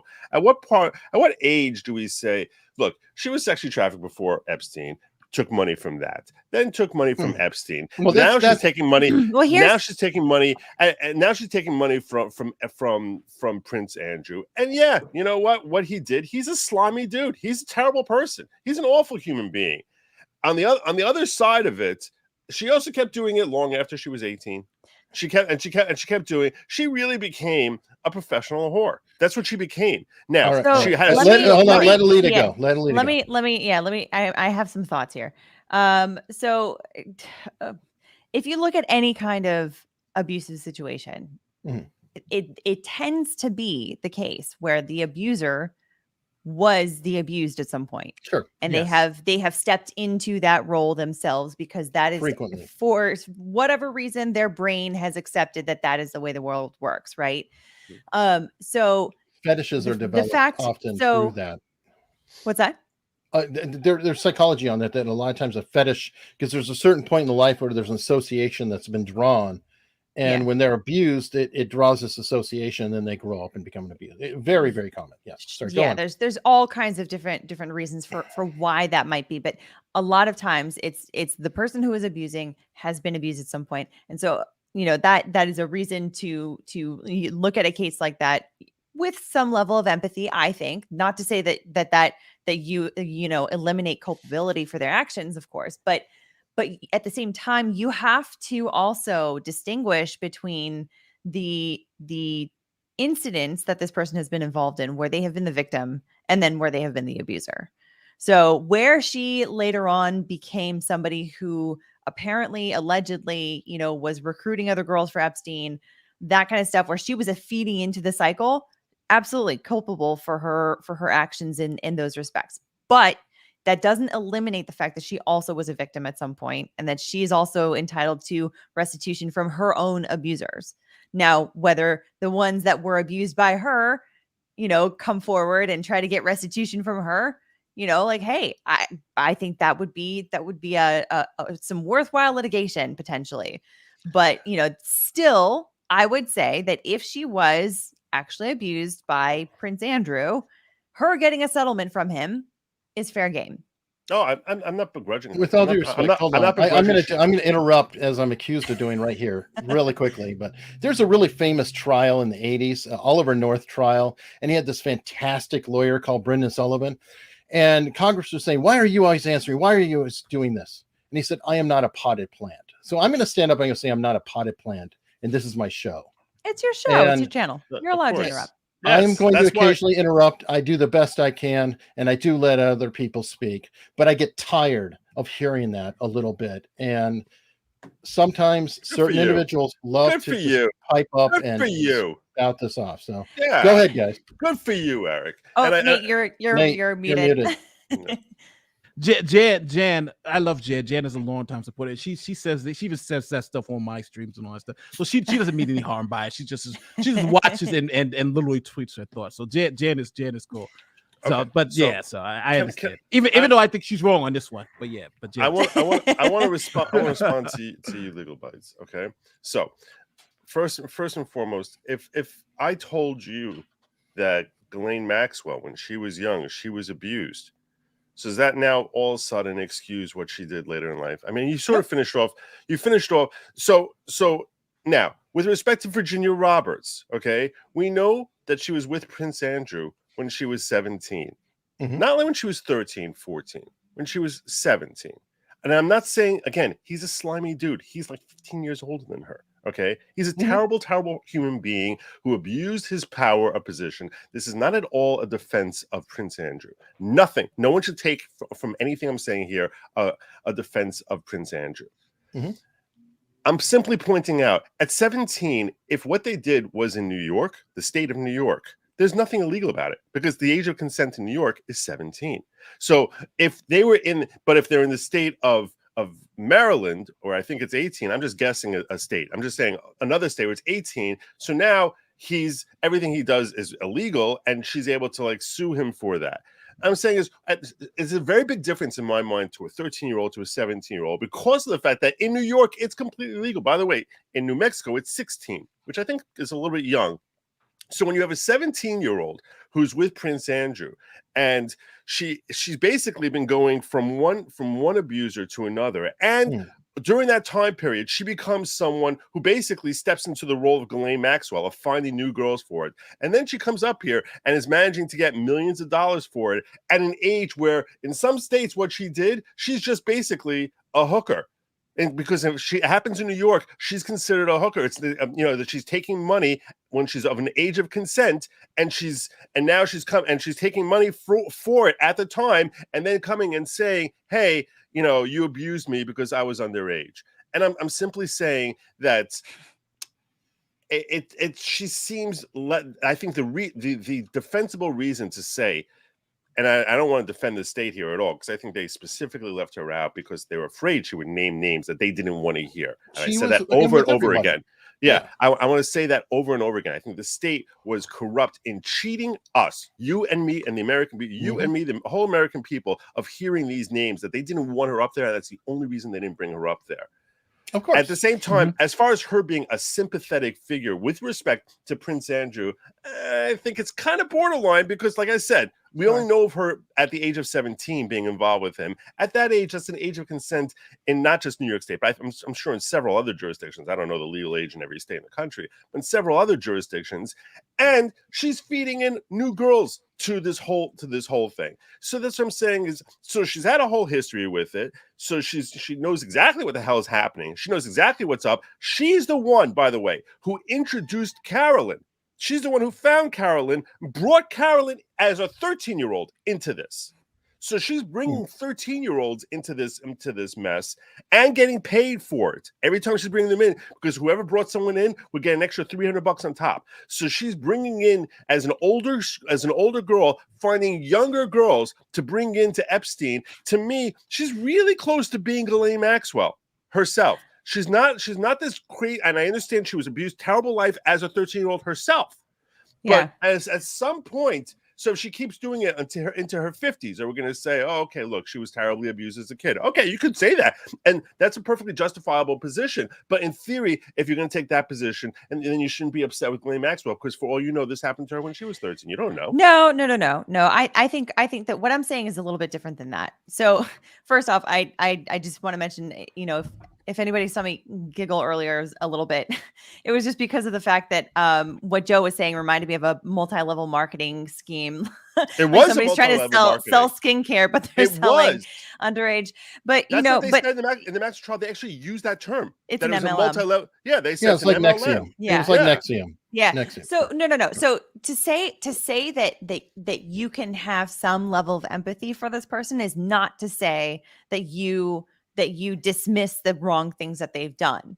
Now what I am saying is that you can, to have empathy for someone that has done something terrible doesn't it doesn't mean what I just said. It doesn't mean that you're saying, oh, just like ignore what they did wrong. It means understand how they arrived to be the person that they are today. What led them, what happened in their life that led them to be this person that they are today. That's different. Now, when we're talking about these different legal issues, when we're talking about whether or not this settlement is proper, you have to remember that the law is always very specific to the question that is being asked.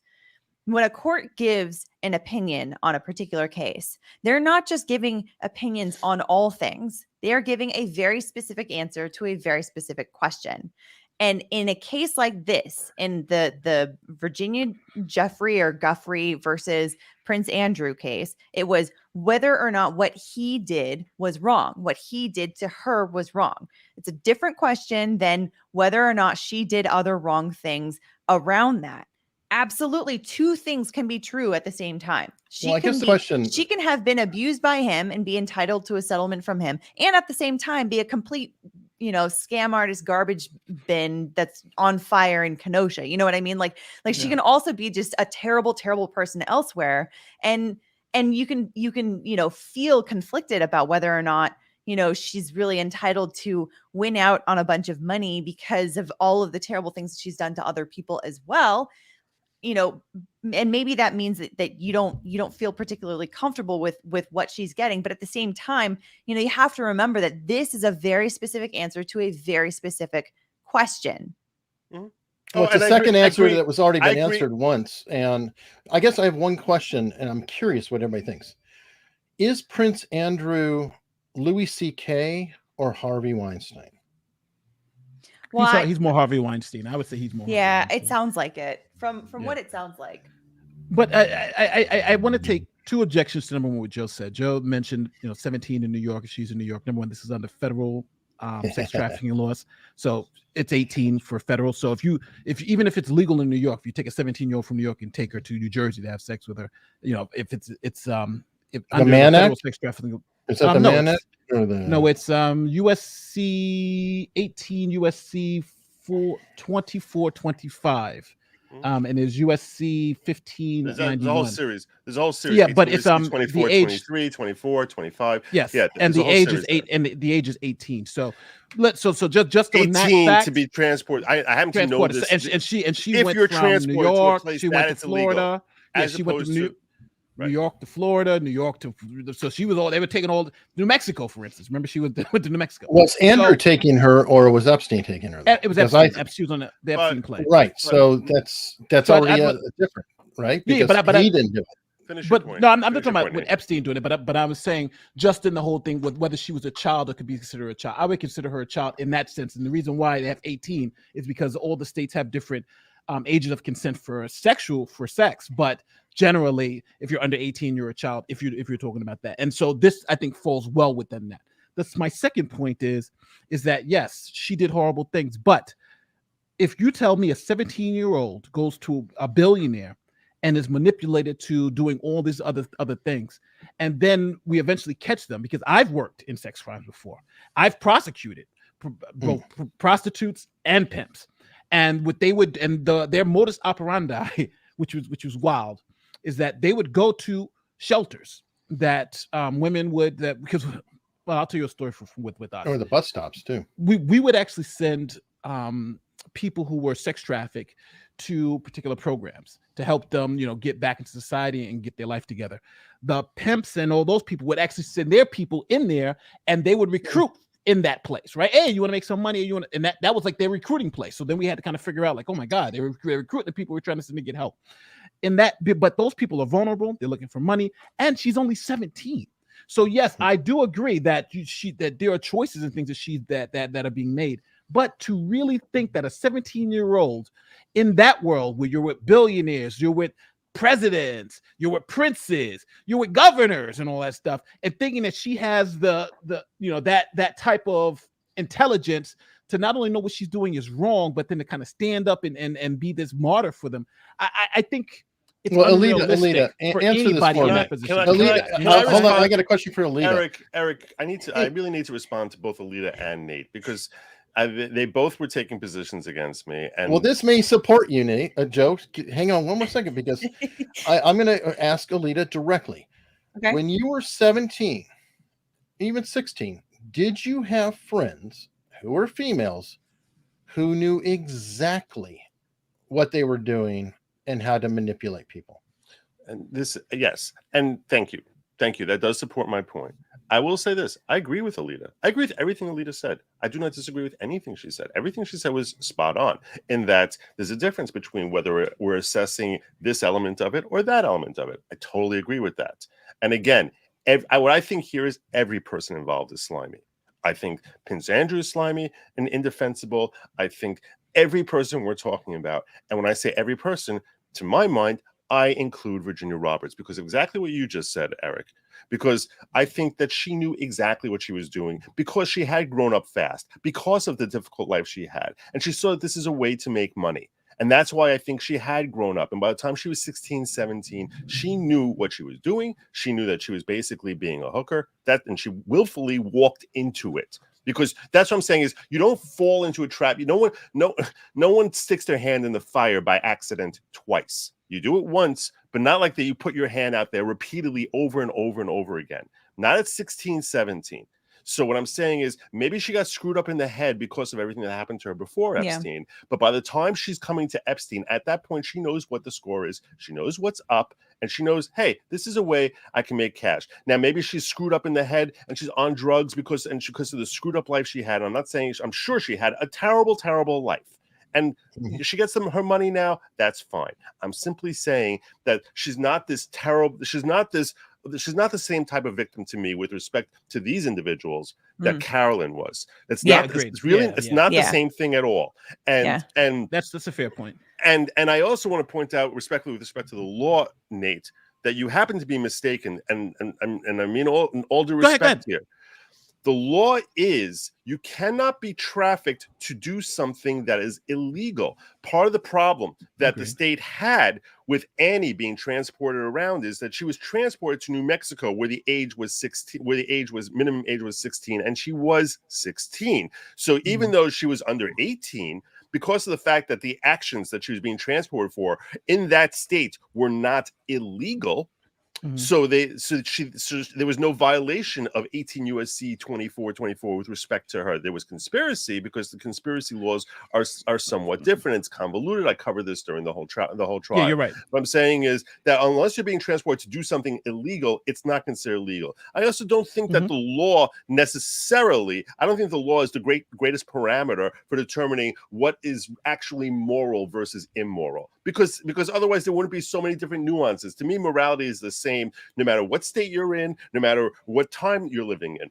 To me, morality doesn't change depending on your time and location. The law is not a moral vacuum. Yeah, the law is not a moral. Just because the United States the federal government found a way to write a law so that they can get involved in this area, okay, fine. I don't think that now all of a sudden makes her immoral, makes this action immoral, whereas before they wrote the law it was moral. Now that they wrote it becomes immoral. That to me doesn't make sense. The morality exists irrespective of what the law is. True. And my point here is look, she's getting her money. Okay, that's fine. I feel conflicted, as Alita said. I feel conflicted about it. Do I think that she had a terrible life? Yes. Do I feel awful about the fact that she's getting the money? No. But at the same time, I think she worked this system really well from the time she was 16.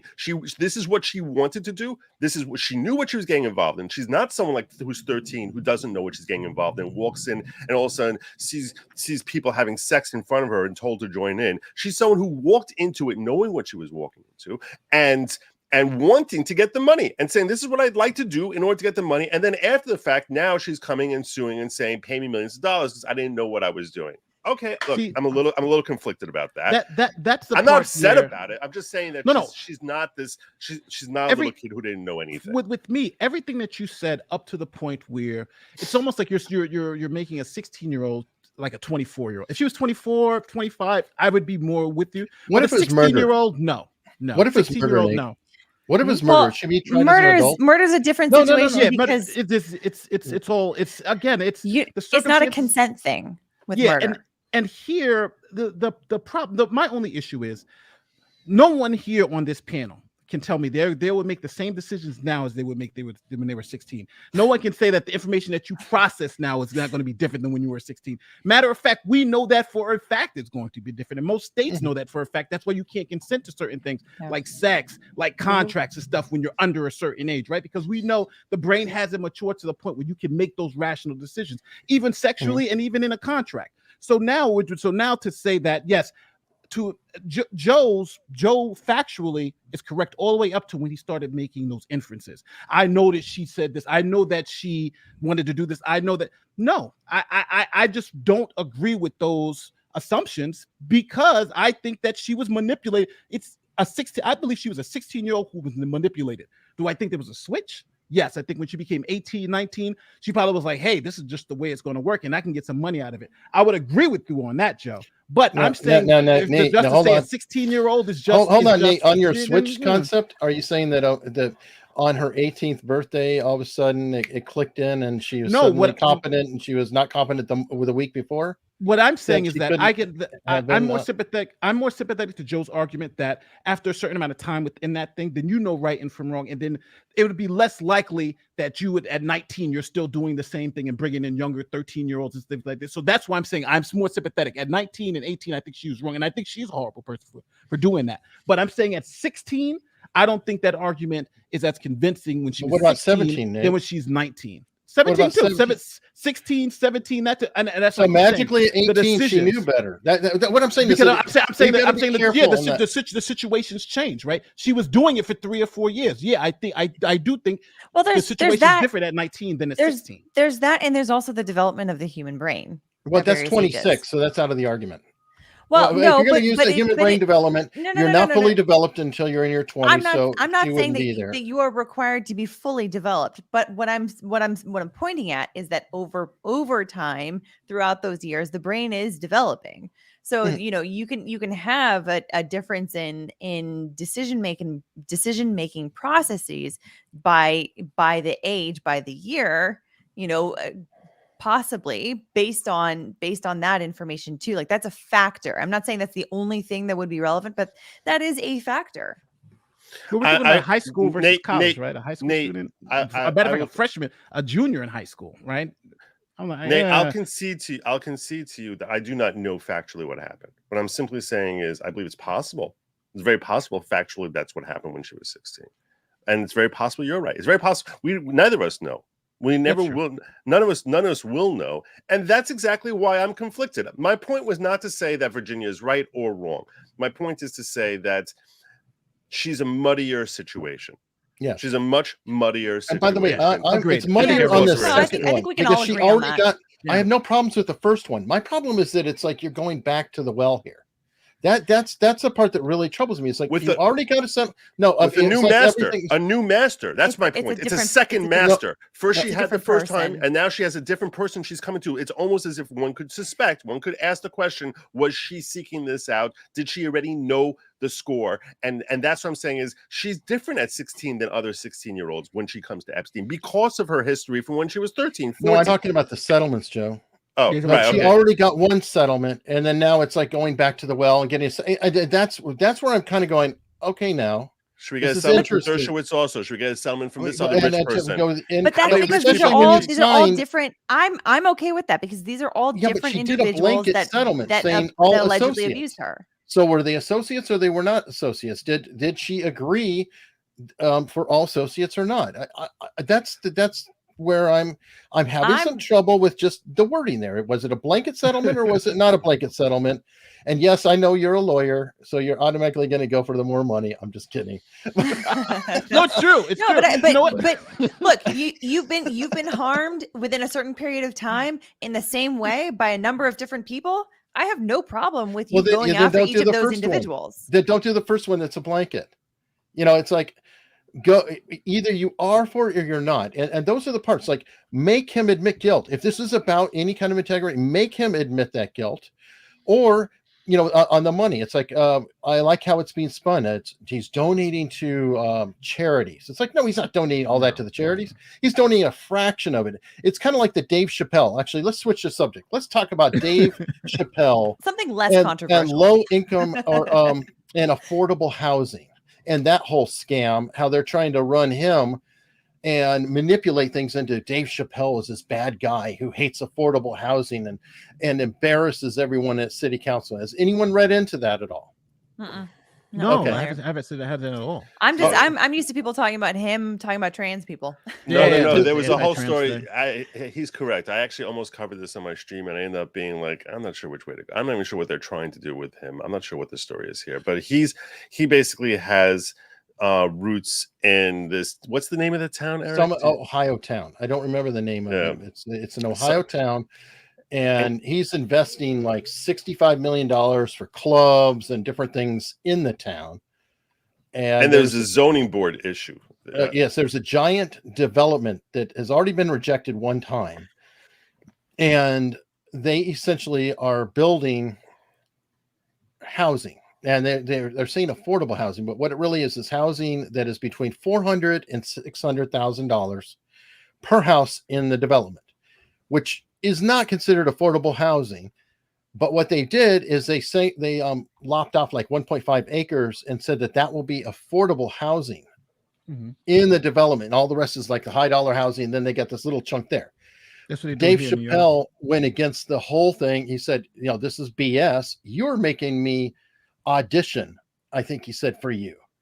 And I'm going to take all my money back. This is ridiculous on that. And they're using that 1.5 acres of affordable housing or whatever they want to call it. I think it is affordable, and saying that Dave Chappelle hates affordable housing when he's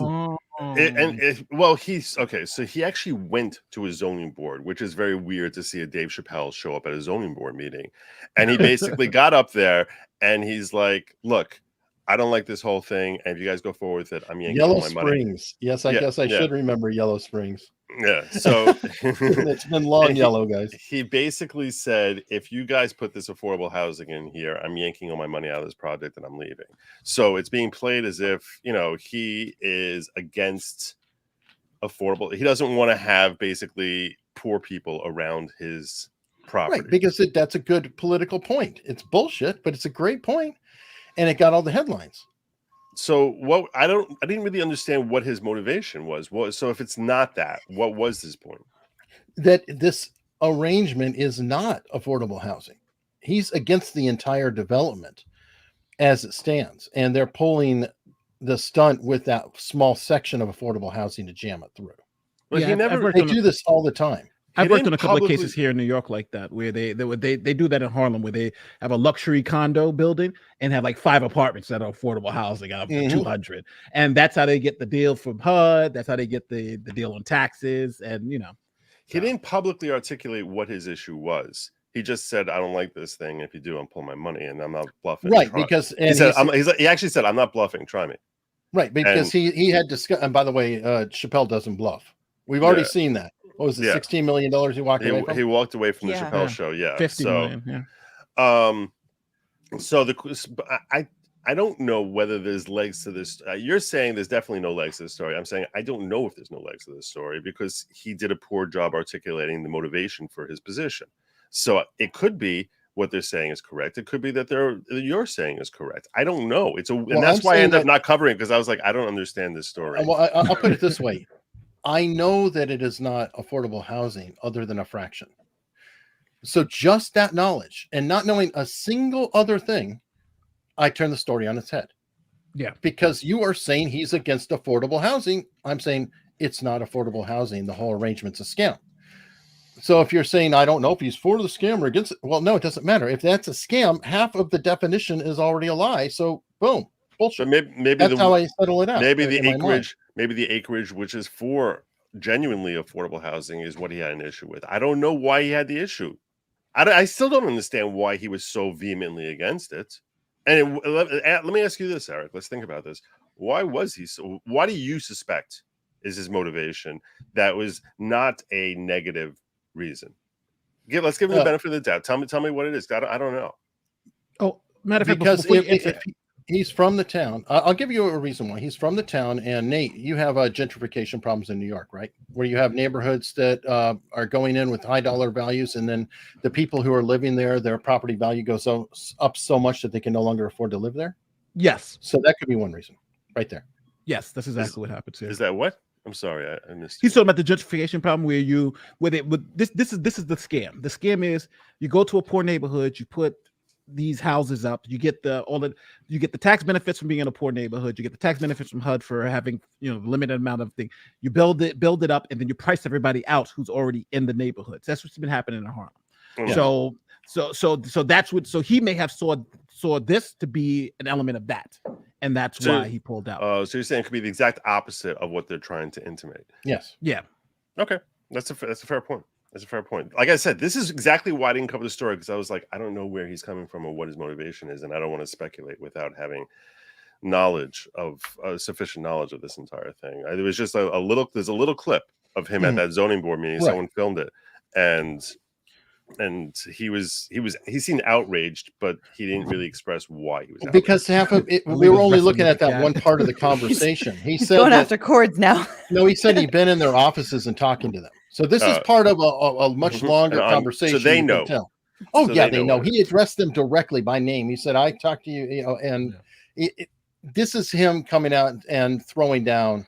I didn't hear all their talks in their offices or whatever, but yeah, this is known. Eric is right. A longer conversation. This is only a little public snippet that we saw. Right. Hey, listen, guys, I gotta go. Hopefully Viva's not in jail by the time I no go worries. pick up my kid. I'm going to be wrapping up anyway here in a moment. Yeah. Oh, and you going to 2? Because I have to leave at 2. That's why I'm cutting out at 2. Have to get rested. I have Baldwin coverage at 5:30. For, I wish I could join you for that. I'm gonna try to get out early so I can get to you for that. Okay, you're going to join him too. Alita's got she's actually Alita's probably the best one. It's 2:30 in the morning her time. She can't do I it. know. You can't do it. You're not gonna do. All right. I mean, maybe I can wake up at the ass crack of dawn. Because you're like I watched your coverage. That's how good it was. I watched Alita's like the math. No, you're right. I was Thank you. Oh, I didn't know this. Yeah. Yeah, no, it's been super fascinating to me. So I love talking about it, and Alec Baldwin throwing the curveballs that he likes to throw makes it even more interesting, you know. So well, let me see if I can wake up for it. Has he said anything since the lawsuit has been filed? I haven't seen anything. He posted on Instagram his everything's going to be all right. Like, hey, not for him.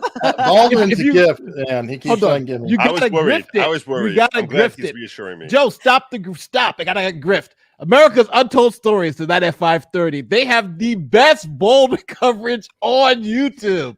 Remember, America's Untold Stories. Watch that show. It's amazing stuff.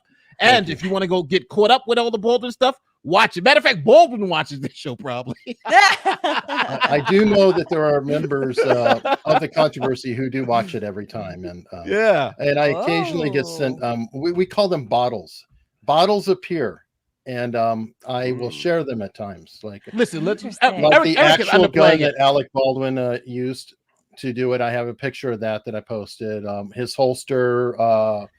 On down the line, Eric is underplaying it. The news media uses Eric in Unmerciful Story as a source. The LA Times source them. I'm telling you guys, if you want to know the hell on this story, that's where you go. The news media is sourcing their information. That's how deep it is. So that is awesome. Nice. That's awesome. But but while we're here on this channel, folks, it's brand new. Come on, subscribe. Seriously. Yeah, do it. There it is. You get all these lawyers. They come back. If he's not in prison, David may be here next time, or he's usually here on these Friday panels. So please consider subscribing. I do a weekly news spit, and that's it. This channel is news and legal panels. This is laid back news country. No, you don't. This thing is going like to viral now. There was like, I don't know if you see what's going on Twitter with this is Russia country, because there was like some Nigerians in Russia, so they're like, this is Russia country. Oh my god, it's like national now. I think that was in reference to what's been going on, or what was reportedly going on in Donetsk, which is one of the Russian separatist sort of controlled areas of Ukraine on the eastern side. And so I think that's a reference to some of the reporting coming out about like, oh, is there shelling? Is there not shelling? Don't get me started are on those this false nonsense. reports?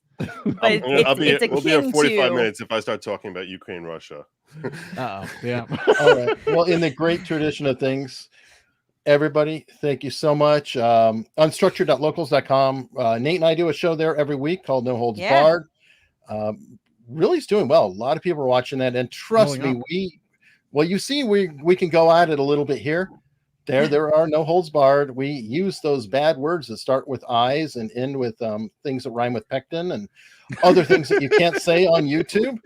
And all of that, we do talk race. We talk, it's a wide open, freewheeling discussion that was created off of Nate and my phone calls, where, again, we talk privately and don't hold it back. We just do it on the show.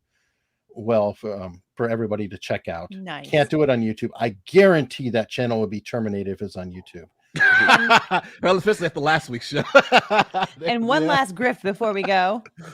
Buy the Dragon's Treasure team. Use the coupon code Unstructured.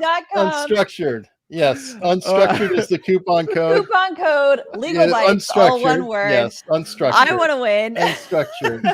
We have until the end of February.